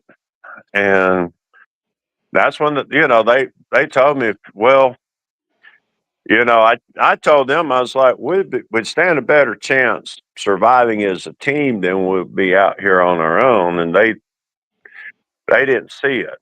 They thought that we would attract a team that would kill us, and they were right. They probably would have. But if we were spread out, it'd be harder for them to get to us all because they didn't get to her friend until January of '97, and Eric Rudolph and Matt McRae was suspected of her homicide. They chased her. They were going to chase her into this big old truck and her little Geo. He was renting an apartment down in Atlanta, so she didn't even have cable in her name. So they weren't able to find out where she was living until I drove there by Centennial Park one day in January of '97, and she saw me, saw my magnetic signs, and was persistent in stopping and seeing her. And I had a feeling I was being followed, and I was. And so I thought she was who I thought she was. So when I got in my vehicle and we talked and I knew it was her, I said, Paul, you should not had stopped me. I think they're following me. And sure enough, they were. And they got after her one day after that. And she didn't make it to the truck that they had designated for her to run into. She ran into a MARTA bus instead. Oh, wow. That's how she lost her life. Right. Do you see who I got on the screen now? Could you tell people who he is? Yeah, that is Waylon Joseph Davis, Joey Davis. He is the suspected anonymous caller to the Centennial Park attack. He is actually the real suspected bomber of the new women's healthcare clinic the morning of January 29th, 1998. He was driving Eric Rudolph's pickup truck, was en route after attacking the abortion provider because Rudolph's pickup truck was parked a 30-minute walk from Ground Zero back to Eric's pickup truck. So at 9:17 a.m., Eric Rudolph and other parties arrived in Mobile, Alabama. I believe it was truck bomb number 13, if I remember correctly. They attacked the FBI field office and discovered I think it was 32, 33 federal agents out there loading up their gear to already go up to Murphy to search for Eric. And they couldn't believe how that happened. They knew it had to be stopped by someone other than somebody in Birmingham. And they couldn't figure out how or who had the FBI alerted. till actually Matt McRae made it back to Murphy, North Carolina that afternoon. And that's when he found out the little lace up their sleeve that they had when the FBI arrived had been disarmed the night before over there at Cook Ridge, which was the 263-pound hydrogen bomb. The ATF came out and took the glass core, 10-pound glass core out of it. So all they had was 253 pounds of stainless steel junk with electronic components. And that was it. But he's also known as the Huddle House Bandit. I think it was like June 11th of 2012. He was employed at the Huddle House in Andrews, North Carolina. And at 3:23 a.m., when he was off shift, decided to come into place and hold it up for the big old walloping sum of $137, thus earned him the nickname of the Midwestern Huddle House Bandit. Yeah. So now the brown wig that he was wearing there in the Birmingham attack, because Eric Rudolph didn't wear wigs, and actually Eric Rudolph is about three inches taller than Joey Davis, or at least 2 inches taller than him. So that wasn't Joey the witnesses claimed to see out there in Birmingham driving. It wasn't Eric the witnesses saw out there driving his pickup truck. It was actually Joey. But around June 6th, 1996, Joey and his dad and his stepmother, Valerie, all three worked at the Waffle King in Murphy there for Dennis Hegwood, who was the manager who lived across the road from the Davises. They're on Flint Hill Road there by Cook Ridge.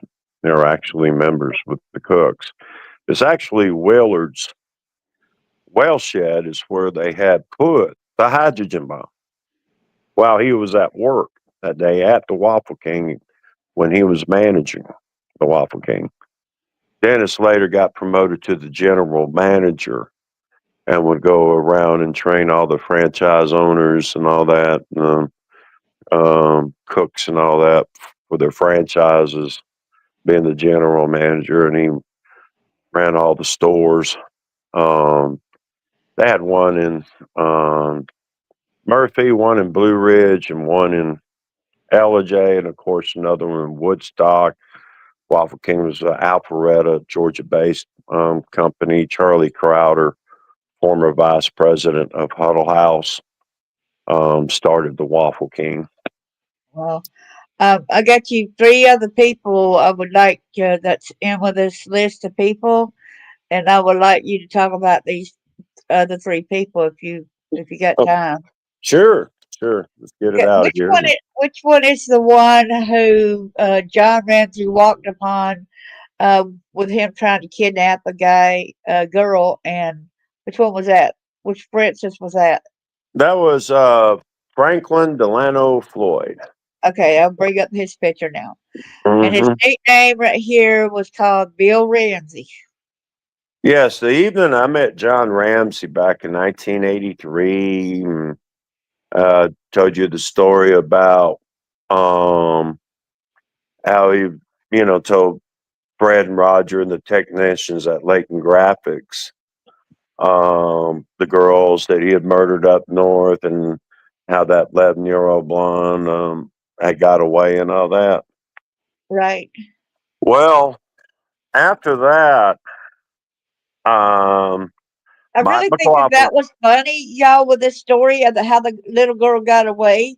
John Ramsey actually forgot to take off the girl's shoes, and he took her away to a place that he was going to attack her. And then he got to the back seat. I'll let you continue on with that story right quick. Just let people know that don't know that story, okay? Yeah, he had picked her up at an ice cream parlor. Convinced her that he'd give her a ride around town where she could enjoy it without it melting in the hot sun. And of course, that wasn't his intention. Like you said, drove her out to a base of a mountain in a field and secluded location, and forced her into the back seat of a station wagon because that's the kind of automobiles John Ramsey was always driven. Were station wagons. But he got her in the back seat because he failed to remove her tennis sneakers. She was able to get footing on the seat and the floorboard. And she introduced her knee to his family jewels. You go, girl. You go. Introduced her elbow or two to his ribs. Everybody else needed to hear that right now, you know? I think we Yeah, all needed to hear that. then pulled a Rocky Balboa on him. Well, she didn't knock him out, but she hit him enough to be able to get out and get away from him and holler for some help, and some people nearby heard her and was able to come to her aid. Right. And of course, he had his friends in Washington that year trying to do stuff to deter the parents from pressing charges, you know. Yeah, because John Ramsey, could you tell them what kind of job he had so that people would understand that a little bit more too? Yes, first he designed the microchip technology for data storage for Lockheed Martin and local and state governments. He came in and designed that for, like I said, you know, um, courthouses would put down all the, you know, court cases and would be copied to those. Well, Uncle Sam decided it was going to shut down the micro production in the United States in 1984. So it gave the two largest film manufacturers, Kodak and Polaroid, um, the opportunity to come up with the best grade film that they could use for microfilm to replace the microchip industry. So this is Monty Graff. Everybody calls him Del Monte Graff. Del Monte Graph, I yes. can't think of his real name. I got to meet him. I got to meet him too that evening, by the way. Oh no. He was working for Kodak, and when he found out that Polaroid had the better quality film, he decided to jump ship from Kodak over to Polaroid. Well, he got with John Ramsey, and they got together and they got the deal pulled with Lockheed Martin, and John wound up with the contract of the computer programs, of course. So that's where he made his fortune, was off of that as well. And of course, you know, when you're friends with George Edward Bentley Sr. and Fred Bentley Sr. and that bunch, what would you expect? You know, of course, he got the contract.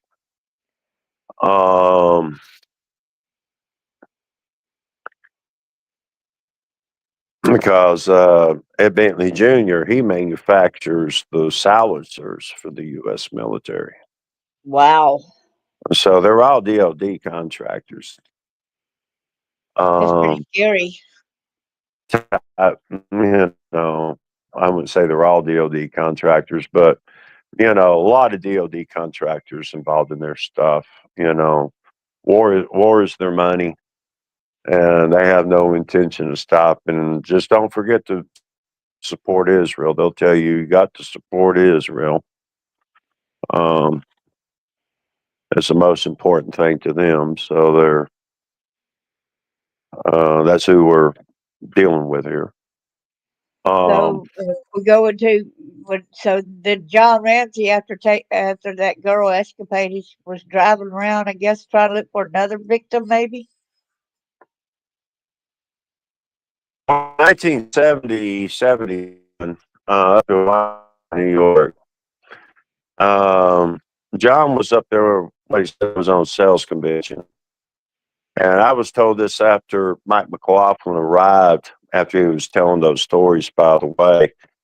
Here comes Mike McLaughlin. This is the second time I saw McLaughlin. Actually, got first time got to meet him. And You're getting around the bad kind of area going again. up. It's starting to do that. It's starting to do that robotic sound again. So you got to back away, I guess. Okay, I can put it in. Did that better? Yeah, that's better. Okay. So anyway, after John sat there and told me those stories, and after I made the remark to him that I could whoop his butt with one hand behind my back from Leighton Graphics at Tip Top Poetry, Right. Mike McLaughlin arrived with Frank Floyd in his Buick. And they were Guy right wanting here him that to I'm hang showing on the out. screen here, y'all. This guy right here. Yeah, well, he was with Judge McLaughlin, which at that time was just Mike McLaughlin. And he brought him over to drop him off because, according to him, he had just started his job with pretrial services at the magistrate court for Cobb County. So he was having to get stuff moved into his apartment. So, according to him, in November 24th, 1983, is when he was just getting moved into his apartment after starting his job there with the magistrate court. So he just dumped Floyd off, and we went over there in the parking lot there at Tip Top Poultry and sat there and talked for a while. They were waiting on Mr. Layton to arrive from somewhere. He had to go. Some time to kill. Is why we were standing over there at Tip Top Poultry after Floyd arrived. Well, I was introduced, or Floyd was introduced to me as Bill Ramsey. So we're sitting there, and they're talking, and asked them if they were brothers. No, we're just best friends and all that. And well, Fred and Roger was like, well, how do you guys know each other? So that's when they start going into how they met each other. And Floyd was living in Rochester, New York, renting a room from somebody. Ramsey went to the sales convention at this motel. And after the meeting at the convention was over, he went back to his motel room and kind of spiced up and decided he was going to go out and see if he could find him a date or a victim. So he pulled out of the motel. Can't remember if he made a right or left, but he wound up passing this supermarket. So he wound up pulling in the neighborhood behind the supermarket to see if he might could see some women or young girls walking around. And so while he's driving around, he sees this blue Dodge van pulled up at the side of the road. This guy's out side of his van. He's got this little brunette girl wrestling with her, trying to force her in the back of his van through the side doors. So John, I think he said he was driving a Volvo, pulls up in his station wagon, jumps out and goes running up to aid Floyd. But Floyd thinks he's coming up to, aid the girl. So when he sees Ramsey comes running up, he pulls out his knife and tries to stab Ramsey. So we're trying to get away. But Ramsey's like, well, man, don't try to stab me. I'm here trying to help you, not her. And she's about to get away. So, and they of course, they were sitting there laughing about it, like it was the funniest thing. And so it was Fred, Roger, and the technicians from Leighton Graphics, just like it was just the funniest stuff they had ever heard in their lives. And People. but that was Carmen Cologne. And they were sitting there laughing about how the police had dubbed them as the alphabet killers because they didn't target their victims. They picked them at random opportunity. They did not target their victims. They were just at convenient locations, and their first and last letters of their names matched. They were not they were not, picked out. It was just a coincidence, and I just thought that was the funniest thing how that had worked out, and they had been dubbed the alphabet murderers. So So I'm wondering, after they told you this, did they try to do anything to harm you or anything after they shared this bit of well, yeah, knowledge, we wound knowing up. about the repercussions that you would end up trying to get justice for these people? I think they was telling me the stuff because they intended to get rid of me that night. Because the year before, in 1982, I had went down to the Chattahoochee River to, demand the safe return of my brother, who I was under the impression was being held with Roger Nance during two child sacrifices. And what had happened, this was, I think, around June 19th of 1982. Um, a buddy of mine from high school, and we were both frat buddies in the DeMolades. Um, they had asked, Fred and Roger had asked him if he didn't mind doing them a favor and giving them and another guy a ride down to the Chattahoochee River from off of Powers Ferry Road that night. And he said he didn't have a problem with it. He heard they were going to go down and interrupt two child sacrifices, so he was in favor of it. And so we did. It was we met at this guy Victor's house off Powers Ferry Road, and um, actually got to meet Rex Harriman that night. Rex was actually down from up north from college and was one of Roger Nance's friends. Oh. Um, and he did not go down to the river that night with the rest of the months. He hung out there at that house. Um, I knew it was a suicide mission the moment they told us to take them down and drop them off south of the bridge there at Paces Ferry Pass at the Chattahoochee. So they'd walk back up across right there in view of the occultists during the sacrifices. That didn't seem too brilliant to me. But I was only 16 years old, and some of these guys were seniors and starting their first year in college. So, I took it as they were like, well, what does he know? And that was their plan. I knew it was a suicide mission. I couldn't believe they were going to do something that stupid, but they did. Well, the payphone at the little country store was a BP gas station. Um, they had checked the payphone to make certain it had a dial tone, and it did. And they thought it worked, they said, before we drove them down there and dropped them off. So we came back up there to call the police. And when I hit zero, yeah, it had a dial, had the dial tone, when you hit it. Um, but no connection to the operator. Wow. So when I tried to drop a dime in it and slot to see if that would help, well, the slot was blocked where it wouldn't take any coins, and tried to wiggle the thing to where I tried to get the dime in to drop, and it couldn't get it to open. So the payphone was not working.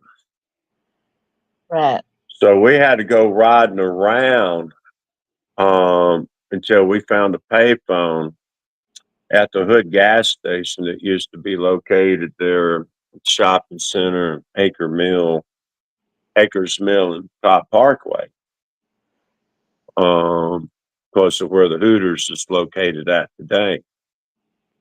There was this gas station still there. It had a payphone, and when we stopped and hit operator, it went through to the operator, and we were able to get connected to the police. Well, we were told that all the officers were out on a call, and they couldn't dispatch one out there. That sounds weird. Mm-hmm. And was told if we could go out and drive around and find one, they could get one dispatched out there, which didn't make sense. Wow. And we wound up driving around and actually found one. So we actually drove over there, got out of the vehicle, showed them where the two sacrifices were taking place yet. And we're not but 16 years old. So he goes, well, I think I'm going to take you two in for making a false report. Well, cool. I mean, so you'd have to call her parents. So it was like, well, cool, man. Yeah, you'll have to call her parents. And I'm like, yeah, that's what I want you to do anyway. You need to call my parents anyway. Well, then he didn't want to call our parents. Well, then he was like, well, I'm not going down there to look. And you two, you just need to go home and, forget, what, that my brother's being held over there? Yeah, there's nothing I could do about it. Well, I think his last name was Long. So we're sitting there wondering what to do. And I just looked at Ronnie. I said, let's try back over there to Victor's house. So we did.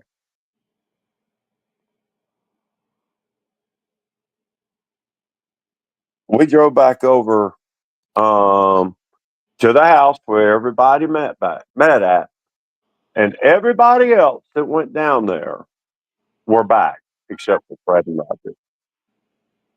And that we tried to convince them to go back down there with us and tried to, get them to release Fred and Roger, but they weren't about to do that.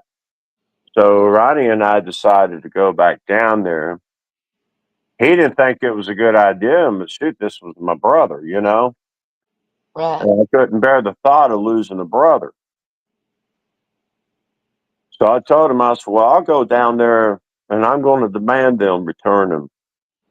And I'm going to make them think that we got a couple of police officers in a group out here. So you sit here and you wait on me. If I come running out of here, you get ready to gun it and get us out of here. So he sat there and waited on me when I walked down in there. And it was very creepy. I couldn't see the amount of people that were there, but up on the bank and back up in the hill there, all I could see was just, large numbers, shadowy figures. And there was like two separate locations where there was small groups standing around something. Well, I thought maybe they was doing something to my brother and Roger, so I wanted to get a good view to see if that's who they had laying on the ground. And I got over there close to the river itself, the river bank, where they had this, standing around, and it was actually a black individual face down, and someone was on top of them, sodomizing them. Heck. And I was actually able to see a few faces that I was actually later able to identify. I didn't know who these people were. The one I did see who I could identify, which was a no-brainer, was Ted Turner. Yeah, Turner from the Ted Turner Network. TBS, the founder of CNN, he was there. Oh my goodness. So, others I was able to later learn to identify, well, of course, was Jeff Epstein, Les Wexner, Larry Fink. I was actually able to see their faces. And then later, of course, Fred Bentley Jr. But I hollered out to them that they were holding my brother and his friend, and we wanted them safely returned. And some of them was like,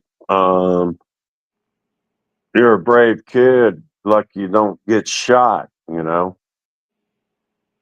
And I was like, "Well, my group of friends up there won't like that too much, and I know y'all don't want no bloodshed right now, but I want the return of my brother and his friend." Who are they? I said, "Fred Rogers and Roger Nance." "Well, we're not returning them right now, but they will later be returned safe." Well, at that point, what could I say? I knew I better get out of there. And I'm like, well, good enough. I didn't want any of them walking up and just seeing my buddy sitting in the automobile. Yeah, and him ended up dead. Yeah, so I got to working my way back up to the road. And once I started getting out toward the edge of the woods again, I heard this voice go, "Charles, what do you think you're doing?" And I'm like, "What, Robert?" "Yeah, well, it's my cousin Robert V." And he's like, "What do you think you're doing?" I said, "Well, I heard they were holding Fred and Roger." "Well, yeah, but it's really nothing serious." I said, "Well, I see now that you're here." And then I Okay, heard this other. my friend got a question. She's wondered if Roger Nance is any related to Bob Nance. I don't know. Um, I don't know who all he's really related to other than his siblings. And I don't know if his one sister, Sheila, is still married to this guy, I think, named Avon. I don't know if they're still married or not. I forgot the other sister's name. I forgot his mother's name. Um, he had one of his female cousins back when I was 16 years old, and she was same age. We got lip locked one night. He didn't like that too well.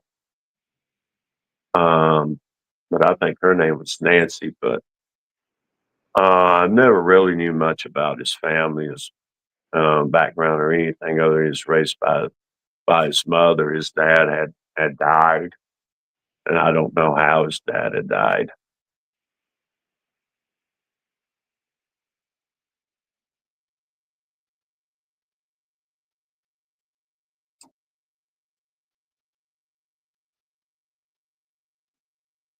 Anything else?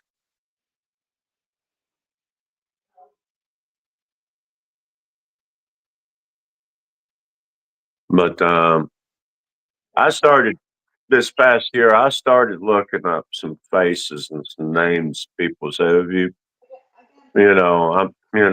I look back at their older pictures, and I was like, well, wait a minute. I remember this guy. I remember that guy." Now I found out that Ron Brill was involved. Uh huh. Was around. I think it was around the third week in June of '97. I went over to Cumberland Mall and had lunch over there one day at the food court because I was working in Atlanta for Easy Rental instead of working up in Murphy.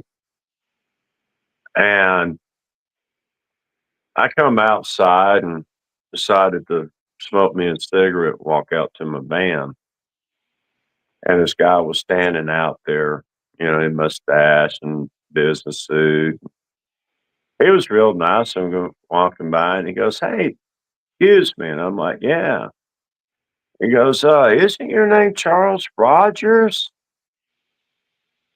I'm like, "Well, yeah, it is." I'm kind of surprised this guy even knew who I was. And he goes, "You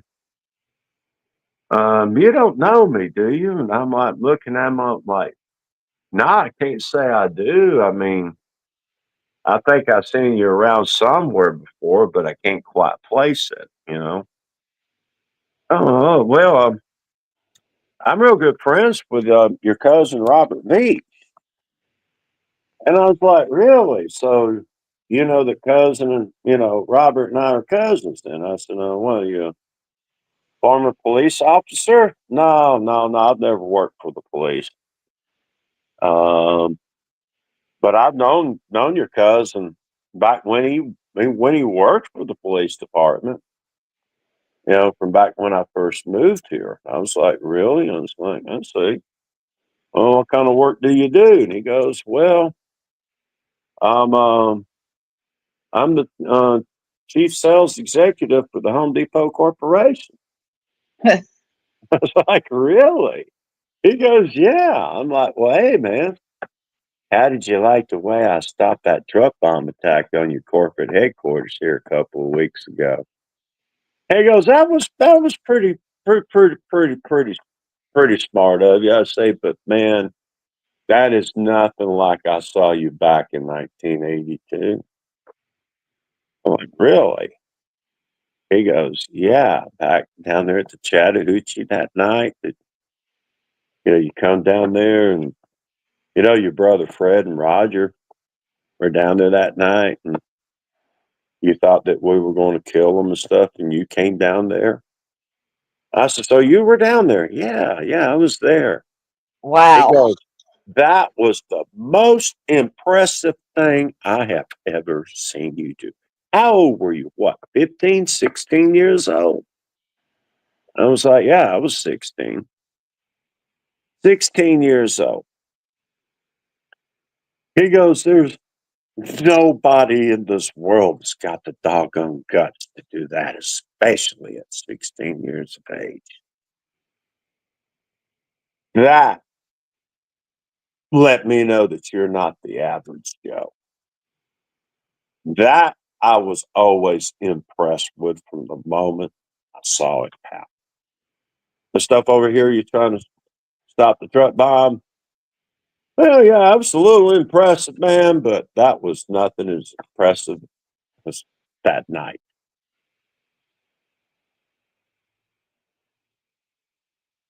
So we sat there and talked for a while, and you know, real friendly and all that. And I really think up there in Sandy Hook, he was that one guy that you know they look a lot alike. That those children that they helped the children after the shooting in Sandy Hook. The way he act, the way he talked, and all that reminds me a lot of Ron Brill. Because Wow. I'm just kind of wonder if they're really the same person. Now, of course, the picture you got, Ron is older now and shaved off his mustache, but you can go back and Google search some of his pictures with Arthur Blank at the Atlanta Falcons football games and stuff like that. Oh, Because Arthur wound up buying the Atlanta Falcons, even though they didn't get any grant money, he was still able to get the loan to purchase the Falcons that year. right. I want to show you. I got two more pictures for you. Okay. Okay. I got this former drug task force commander Mark Thigpen, Cherokee County, North Carolina Sheriff's Department. Yes, ma'am. That's who everybody used to call Pigpen back in the day. Um, around 11:30 a.m., September 11th, 1996. Mr. Thigpen, who was the drug task force commander, radioed in the license plate of my 1985 Dodge pickup truck that was registered in Evergreen, Alabama. Around just before 1:30 p.m. that afternoon, Rhonda Cook, the first wife of Mike Cook, winds up stabbed in the leg Mm. from an alleged intruder who came up on a motorcycle matching my description. Asked her to borrow her telephone And when she refused to allow, what was supposed to be me, from using her telephone, well, I I forced my way through her screen door with a knife and started attacking her, and she managed to fight back and fight me off. And I went running over and jumped on the motorcycle and took off like, you know. How could Um, you be in two places at once, you know? mhm. Well, yeah, but that's why my tag number got wound up getting called in. Well, the problem was I wasn't even in North Carolina that morning or that day at all. I was actually down at the Easy Rental in College Park below the Atlanta airport, actually down there cleaning upholstery. I wasn't even working in Murphy that week at all. I was working in Atlanta, Yeah, stripping two for different Easy Rental the entire week. states. Two different states are like, how could you be in North Carolina and in Atlanta, Georgia, at the same time, huh? Well, actually, Frank Sheldon, Excuse me. they went by Let me Frank get, Torrey. let me get up his picture right quick.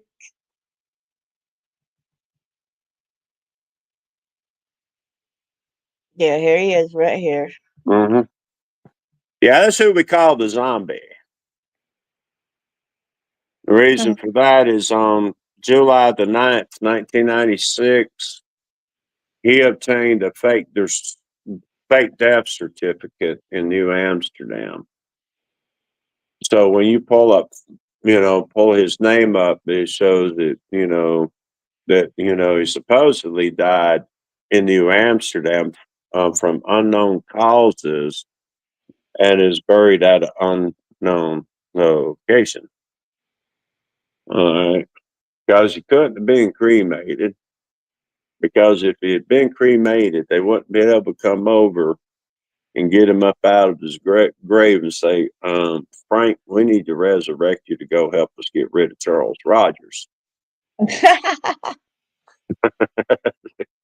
Because he was very much in Murphy, North Carolina when I came back that following Monday after coming down to Atlanta to work that week. Um, the 9th was on a Monday, so the following Monday, I think had to be the 16th. That I actually had to go in and be you know cordially introduced to Chief Investigator Eddie Harden, who everybody called Lock 'em Up Eddie because he had a 100% arrest record of anyone who ever came in there to talk to him in the jail. And I broke his record. Um, I was actually the first person to ever walk out of that jail without being arrested and facing charges because I was not in Murphy, North Carolina during the fake attack of Rhonda Cook. But um, anyway, they um,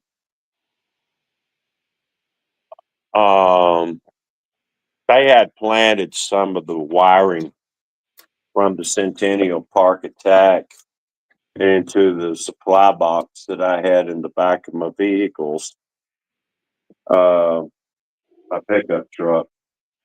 So when they arrested me that day, they were going to have a search warrant to go look for the knife that supposedly did the stab in, and they were going to find the wires and stuff in the box, and my supply box is what's going to be suspicious, and they was going to turn it over to the FBI, and they were going to match it up to the wiring of the Centennial Park attack and blah, blah, blah. Well, that was their intentions. But they didn't know that after the Centennial Park attack had occurred on my daughter's birthday instead of on the 25th, that Right. the FBI had assigned me Oklahoma City and Centennial Park attacks. They had made me a special operative at that point. Wow. So there wasn't no framing me for any Centennial Park attack. Right. but I had to have good solid alibis, which did help. I was Yeah. actually having lunch. I just finished eating my lunch at this Caribbean restaurant next door. It's a Jamaican restaurant. Um, and had just paid my bill. I was about to walk back next door to where I was working at, go back to work when the alleged attack was called in. And Joey, he had made a statement, was willing to testify in court. You talking about Joey Davis? Yes, ma'am. Um, he was willing to testify that around 4:30 that afternoon, he saw Dennis racing from his house, lived across from him and his dad and mom, of course, stepmom. But he had seen, he was down the road and saw Dennis come racing up toward Brasstown Road in his IROC Z28. Well, the problem with that is Dennis wasn't working in Murphy that day, nor did he get home until after 6:30 that evening. And this is supposed to be around 4:30. Dennis was actually working at the Waffle King location in Ellijay that day. And wasn't until 6:30 getting home. But someone had ridden his Harley Davidson. Yeah, he would not let nobody really ride his No, man, motorcycle. nobody rode that Harley but him. Exactly. He didn't buy that Harley to share with nobody but he and his girlfriend. She was allowed to ride on it with him, but nobody drove that Harley but him. So he was very upset about that. When I got back and I went over there and talked to Eddie, um, everybody couldn't believe I walked out of that jail. Everybody just knew that when I went over there and talked to him that morning, they were going to take me in custody and probably do away with me once they got me in custody. Good thing you was all the way so far away so that you could prove you can't be in two places at once, and you, no matter how much you didn't have time to be, over there in North Carolina when it'd take a lot longer to get there. Yes, ma'am. Uh, they, well, that and also knowing a little bit about law and a little bit about federal torts also helped me too, because if I didn't know what to say, uh, Hardin had every intention of arresting me. Um, he figured the moment that I walked out of meeting with Jack Thompson, after Charlie, my branch manager, and I went in there and met with him, that I was going to be, he was going to take me in custody. Because it was kind of funny. He looked at me and he read out um, my Miranda rights before he even asked me. He was like, he's about to charge me. And he goes, I'd like to know where you were last last Wednesday on September 11th at 1:30 p.m. And I was like, well, he didn't even try. I offered to shake his hand. He wouldn't even shake my hand, just looked at me like I was garbage. And so that was a red flag there, let me know this guy was intending to arrest my butt. So I told him, I said, well, Mr. Hardin, since you read me my rights under Miranda versus Arizona, I don't think I need to be answering any of your questions at this point. And he goes, well, I said, but brother, if it'll ease your mind, here's a piece of paper. You can walk over here to your phone and you call these two telephone numbers. You'll find exactly where I was at. Uh, y- could you do me a favor, Charles? Uh huh. Someone's asking who Eric is. Is Eric right there beside you right now? No, ma'am, he's not. Okay, he went ahead and went somewhere else. He's walking out here right now. Okay, so somebody wants to know who Eric Kiss really is. He is who he says he is. I mean, Uh, you understand who he is, because of the name right there, and it's like because they hear your name and they know you, okay, huh. and so they know that you're on his name. You know what I'm saying? Yeah. So, Right. so wondering who Eric Kiss is. And I'm I wrote Ricky. Eric Kiss wrote the affidavit against Judge McLaughlin because Judge McLaughlin would not do a protection order helping them out when they tried to do that against Fred Rogers and Roger Nance, who was a danger to three different people, and we cannot say who the third person is for that person's safety as well. But Eric's over there now. Yep, Mhm. I'm here.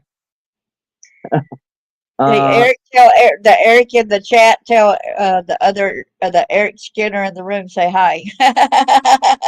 Hi there. I actually went to Lasser High School with Charles Rogers. That's where I met him at. Was in high school in my sophomore year at Lasser High, and we have been friends ever since. We were supposed to go into the Navy under the buddy program. I went in. He did not. They wouldn't accept him due to medical reasons. However, after I did my tour and got back, we remained in touch through the years. And as time went on, then we lost touch for a while. But then we reconnected online on Facebook.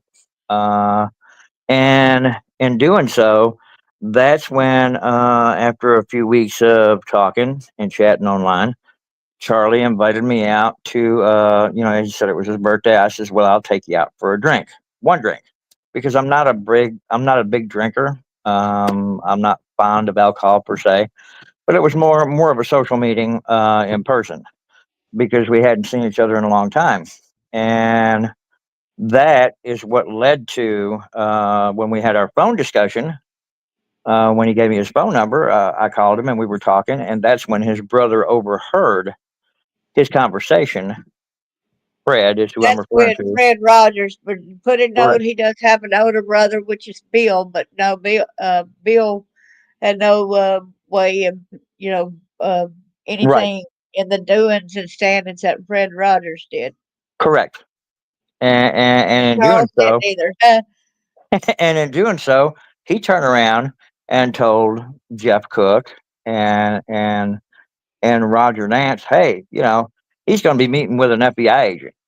Now, Fred already knew who I was, but he still went ahead and lied and told Roger and Jeff that, so they would think he was actually literally meeting with an agent. And when I arrived and met Charles at a pre-designated location, I told him, I says, well, come on and ride with me, and we'll go find a spot here and go grab us a drink. And he said he didn't want to leave his vehicle unattended because the fact that it had a tracker on it, and he needed to stay with the vehicle. Well, automatically I thought, well, this sounds a little far fetched, but I didn't really believe it. I said, well, come on, Charlie, ride with me anyway, you know, because I was in my Camaro and I wanted him to go for a ride in my ride. So he reluctantly agreed and got in my vehicle, and that's when another vehicle pulled up next to us, and Fred got out of the car and asked us. He looked at Charlie. He said, "Charlie, what are you doing in that vehicle?" And right then, I thought, well, what a coincidence. Fred shows up where Charlie's at. He must have followed him. He, so I thought, well, I overspoke Charlie. I says, we're going to go over here and we're going to have us a drink and just meet for old time's sake. And Fred's like, well, I know a great spot. And why don't y'all just follow me? So I agreed. And we started to follow Fred and Roger. And Charlie's sitting in the passenger seat and he's saying, you don't want to do this, Danny. You need to turn off somewhere. You need to get away from these guys because they're going to try to kill you. And me too. Well, I didn't believe him. I thought Charlie was just blowing smoke. I thought it might have been some kind of big joke they was going to play on me. I had no idea at all whatsoever was it what was about to happen and occur. But when we pulled off the road, it's where right past where the Ingles supermarket used to be, there on Georgia 400. It's not an Ingles now; they moved it, but nonetheless, where it was going to be constructed back there at the time in '97. This is quite a ways back now. We pulled in, and it was like there was some cargo containers there, like they were getting ready to do construction, but they weren't quite to that point yet. So we pulled in there, and then another vehicle pulled in behind me, and Fred and Roger got out, and a van pulled up, and Jeff Cook got out of that van, and the next thing you know, we're out of the vehicle, and we're on the ground on our knees with guns to our heads. So it became very apparent very quickly that Charlie was not lying, and I was in shock. I was. I never thought that something like this would occur, and that these people were involved in who they said they were. And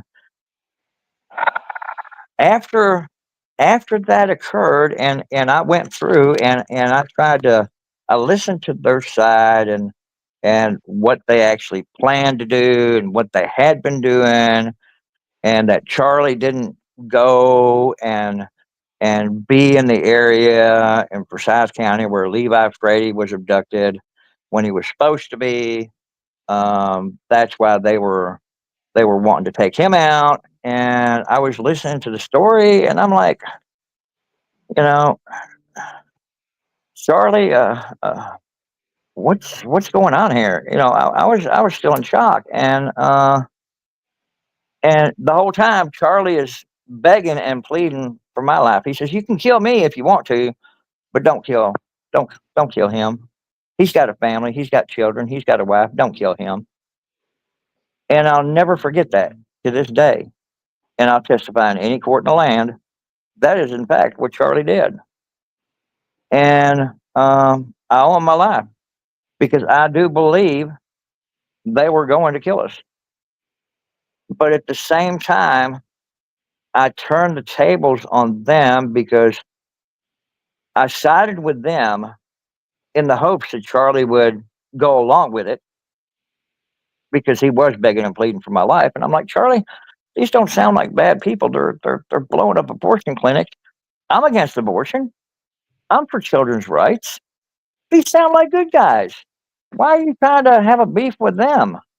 And because of the fact that him pleading and the fact that I showed him my ID, that I was in fact a truck driver, not a federal enforcement official, they opted to release me and him. But I had to sit there and discuss with them a few things after uh, after the others left. I had to sit there and I had to actually smoke a marijuana joint, which I'm not a drug addict either. I don't. Back in the day, I did as a teenager, but that's not something you do when you have a family, you have a home, you have vehicles, you have responsibilities, you have bills. You don't do that sort of thing. Um, Smoke marijuana. So. right.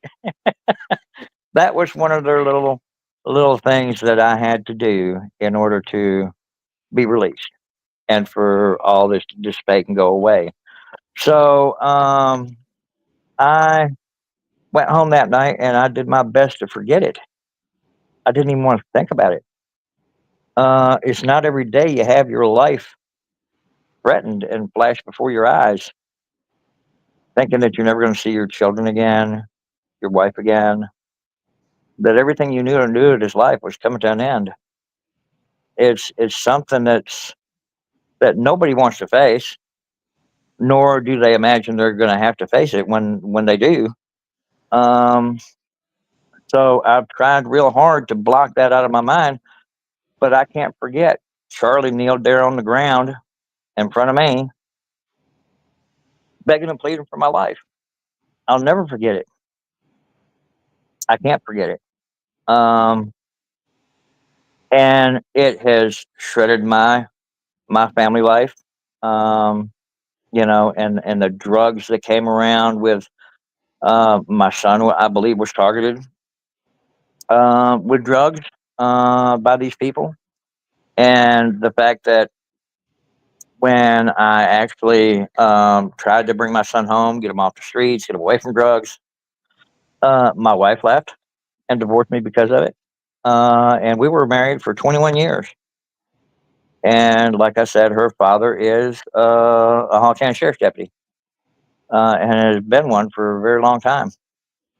So to think that she would leave me over that, um, I had to distance myself from her and from my family to try to protect them, especially after when she left, and then my son continued to be targeted. I told him, I says, "Look, you're going to have to leave.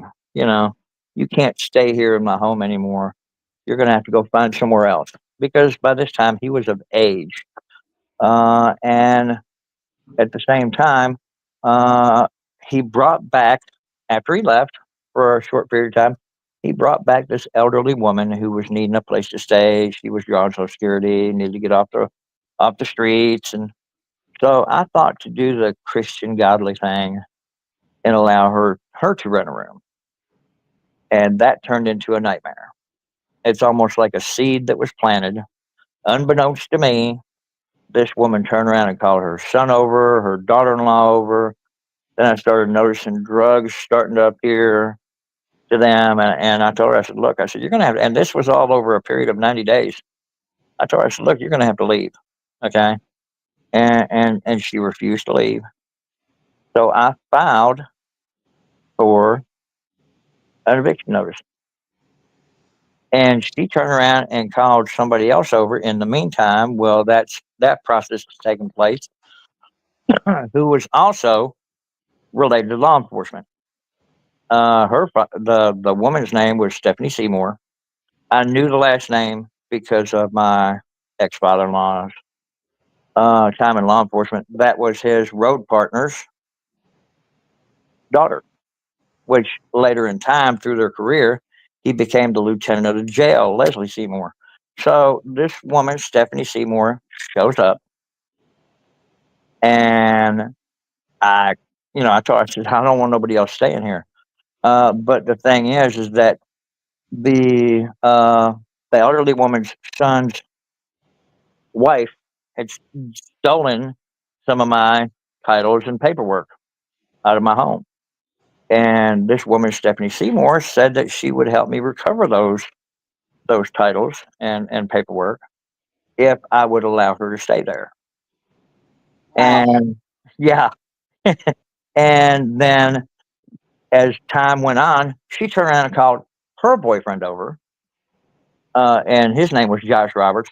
This boy started exhibiting signs of drug addiction, and I started noticing more drug paraphernalia. And I said, "Look," I said, "this stuff has got to stop. It's got." And well, Vanita Gooch went ahead and left. The elderly woman, she left, but um, Stephanie stayed there along with Josh Roberts. And I told him, I said, "Y'all can't stay in my house." I said, "Y'all can go out and stay in the camper." I said, "But y'all can't stay in my house no more." While I was gone to work, these two broke into my house and I mean cleaned everything out. Wow. I had nothing left in my house but my couch, a coffee table, my dining room table, and my big flat screen. And that was it. Everything else in my house was gone. I'm talking my clothes, my denture, everything of value, everything was gone, stripped out of that house while I was going to work. Wow. And when I called about the eviction notice again, because they never did come out when they were supposed to, they told me, they said, well, it's been a while back since you filed that. Why are you calling us now? I said, because that's what it says on the paperwork to do. And I've already called once and you people ain't come out. Now I'm calling again. I've been to some eviction proceedings and there's usually 2 or 3 units there. They sent one deputy out in one unit. That was it. And that deputy refused he automatically recognized who Stephanie Seymour was and refused to remove them off the property, and also threatened to put me in jail if I cut the power off to the camper.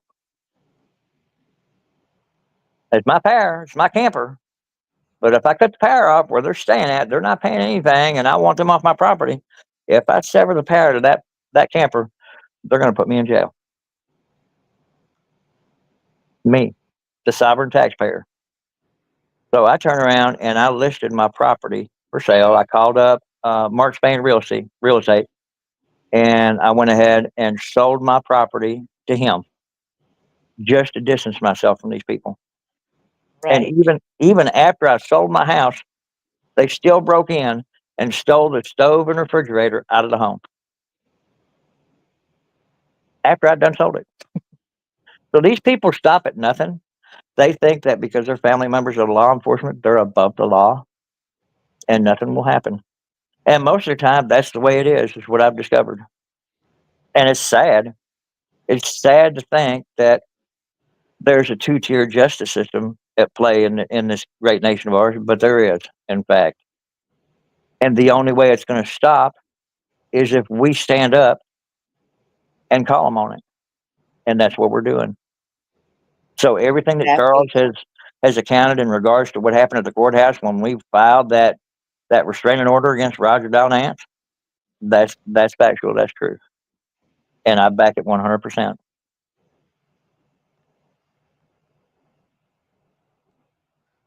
Well, Uh, I'm so glad you did. I'm fixing to also get another picture up of someone else, so people could get a uh, Joel Pugh. Do you remember Joel Pugh? I do. I don't think he does. Because Joe, he's quite a few years older than us, and Joe graduated from Sprayberry High School in UGA. So whenever we were in high school together, if I remember correctly, Joe was already in college. Um, This is the one that I actually remembered, and I can't go into details. Um, nickname how? Butterbrain. Yeah, from a dating site. from a date say. Yeah, from a dating site. Wow. I kind of makes you kind of wonder how many women's been missing since he went on that dating site. And then that wasn't even his real name. He was using a different name. He went by Jeff Fiala. And then I looked at Jeff Fiala's picture and I said, that's not the same dude. Well, But you I can, but I spotted him. well, that's like you pull up Roger Dance, you'll have like what 5, 6 different aliases when you do a people search on him. But see him right here, y'all? That's We do. Yeah. Butterbrains. Butterbrain. Yeah. Watch out, ladies. If y'all see him out in public, do not trust him.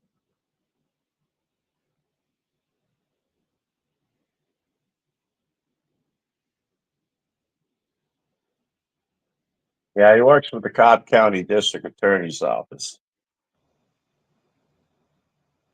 So that's how he was able to get such high clearance for whenever I went back to my boyfriend or whatever. I think that's what saved me. Mm-hmm. Uh, and I called them and let them know we made it back okay from my cell phone. And I kept trying to hang up. The phone just kept being pushed up for some reason. I said, "Oh well, there's a couple right here wanting to use the phone beside me." And they said the next thing I know, and I'm driving around, just to because I'm back in town, and I'm like, yeah, I want to see some of the things around, like Sonic, and I like going up, get me a little ice cream or banana split at times. So I pulled over there and I seen the cop pass by, and it slowed down when it passed me, and I was like, it's looking like it looks like me, but I guess I don't fit the criteria, right? And I go back home, and my neighbor tells me, said, the cops have been here, said they looked up underneath the house, was actually looking for me because I was reported missing and kidnapped, and so they thought I was dead up underneath the trailer. So I had to go down to the a payphone and call the police and let them know, no, I am okay. So they said, we'll go back to the house and we'll meet you there and we'll make sure you're okay. So I went back home. They made sure I was okay, da da da da da, and said that I was alive. I was not dead or anything. And they said, well, what of y'all had lied? And whoever lied, if you had told him you were kidnapped and all this other kind of stuff. And I said, but I never said I was kidnapped. I said I made it back home okay. Well, they said when we went to that payphone and he was still on the phone with that payphone, but that didn't make sense for me because a lot of times you couldn't switch over to another call back then from a home phone, right? Right. Then he goes like that and try to call the detectives or whatever. So a lot of that did not make sense for them to call the Georgia Patrol and say, "Hey, you know what I'm saying?" Hmm. Well, that's the funny thing about law enforcement. You know, yeah, you got this Yeah, particular group. It's like Matt Darrington and Beth Ramsey. Their attitude was they would much rather be dad than to be governed by government. You know, a pedophiles, and they're planning for their new world order. They did not see how anyone was going to be able to shut down their terrorist attack. They just couldn't see it. There was just too many people involved in the plot. Too many of them were high, powerful business people and government officials. They just didn't see any way out, and they were not about to get married and have children as long as her dad was alive. yeah. They just were not going to do that. And I want to thank y'all both. I know that y'all got to get busy and it's been a long stream and everything. And I think a lot of people has got a lot of information to think on, to go back and listen to repeatedly to try to really let a lot of this sink in, how corrupt that this system is. And this corrupt system in Cobb County, Georgia, really needs to be straightened out and everything. This is still a sitting judge over there in Atlanta, Georgia. Am I right? Is it Atlanta, Georgia, where he's And that's right. And they got the grip on the Judicial Qualifications Commission. They've and they got got the a grip grip on the Georgia on the State police? Bar.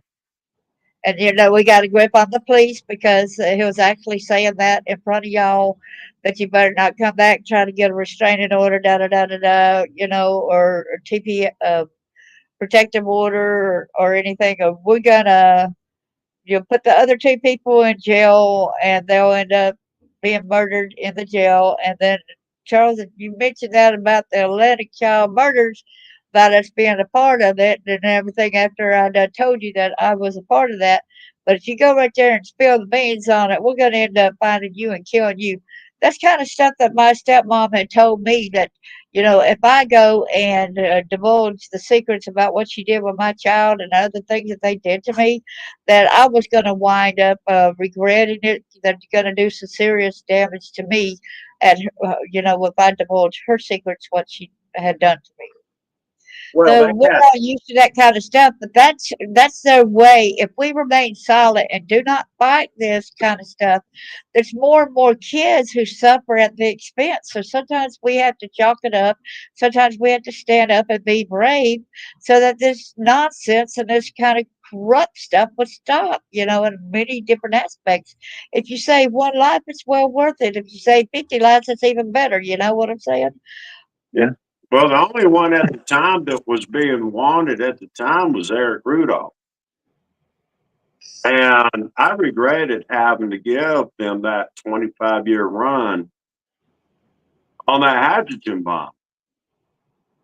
And there is no way in the world by myself I could convince them people to do that. It had to take Mary, Dennis's first wife, who was actually Mike, Fred, Jeff, Bobby, and Fred's first cousin to help me negotiate, and I had to come and, these guys were so terrified of going to the Cobb County jail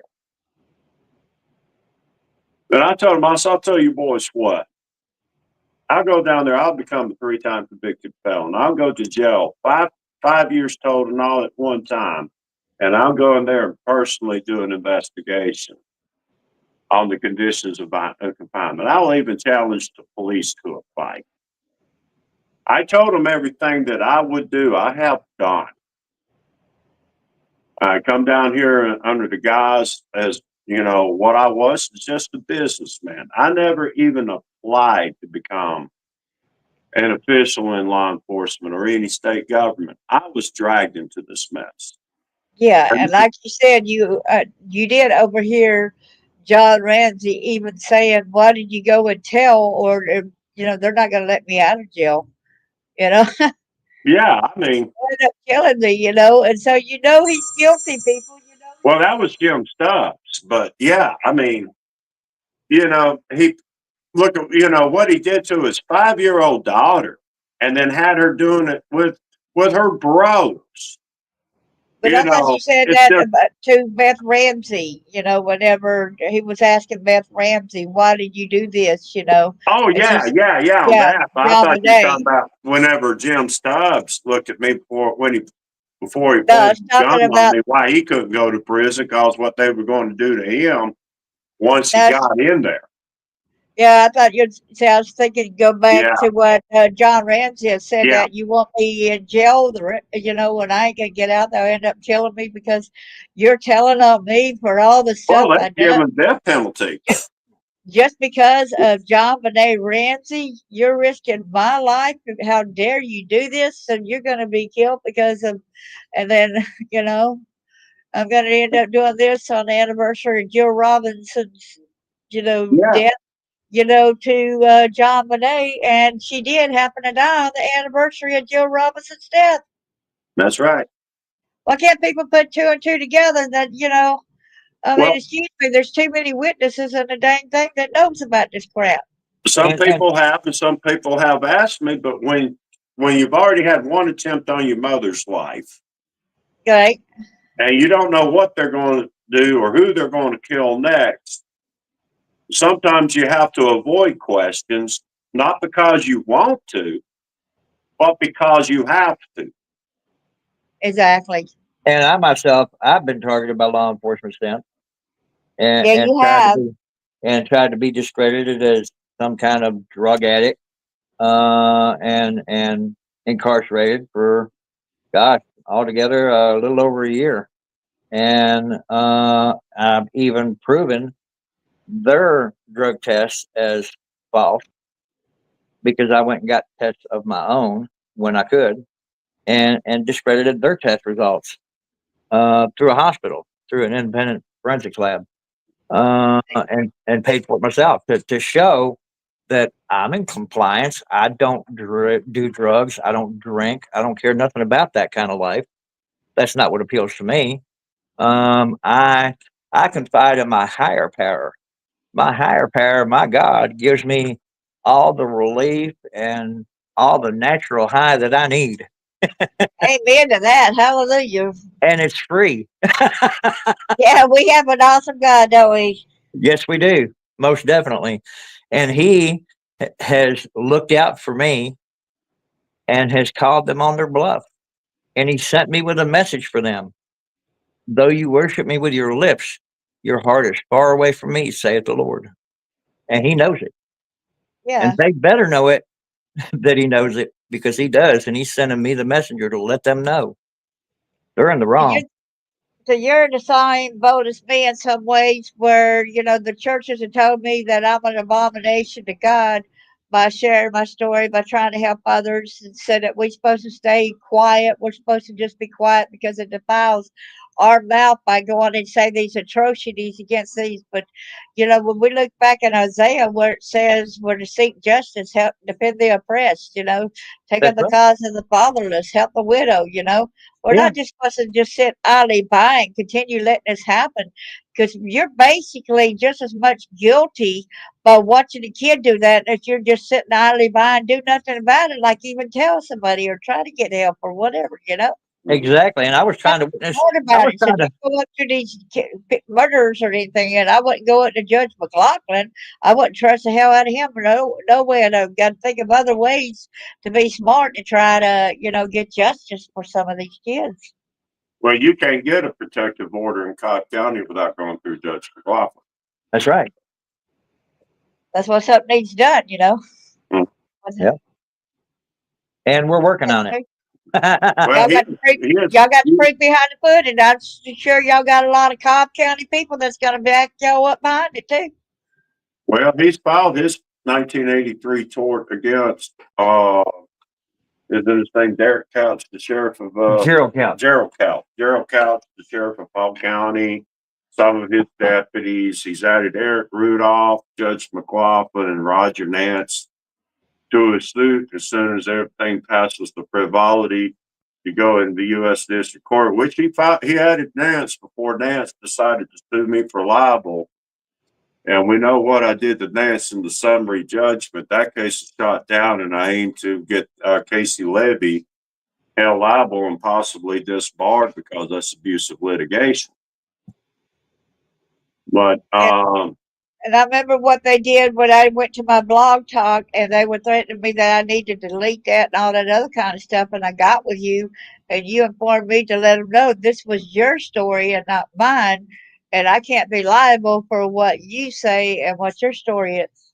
that's right. Only thing you could do is go by what you see, what you hear, and hear out of me. That doesn't hold you any liability. The liability is what do I have to say? What do I Right. have to offer? Well, if they think they're going to sue me for libel, one is already lost. I hope some more won't go to sue because I'm about to turn around and file a countersuit. And that's how God works. And When you bring the truth, and I don't it like always suing prevails. people, but I'm going to enjoy suing these people, not for the money. It's not No, the money. It's not anything they have, but it's the principle of the matter. Exactly. Because the state of North Carolina owes me plenty as it is. What am I going to do when I die? Take it with me? no. You So know, I much rather be out here earning my money. That's always the way I've always earned my money, was work for it. I never wanted anything on a silver platter. But when you stop your nation from going into a race war and revolution and all that they all had in mind, you know, I expect my pay from the state of North Carolina, and whatever money I went out of these civil cases.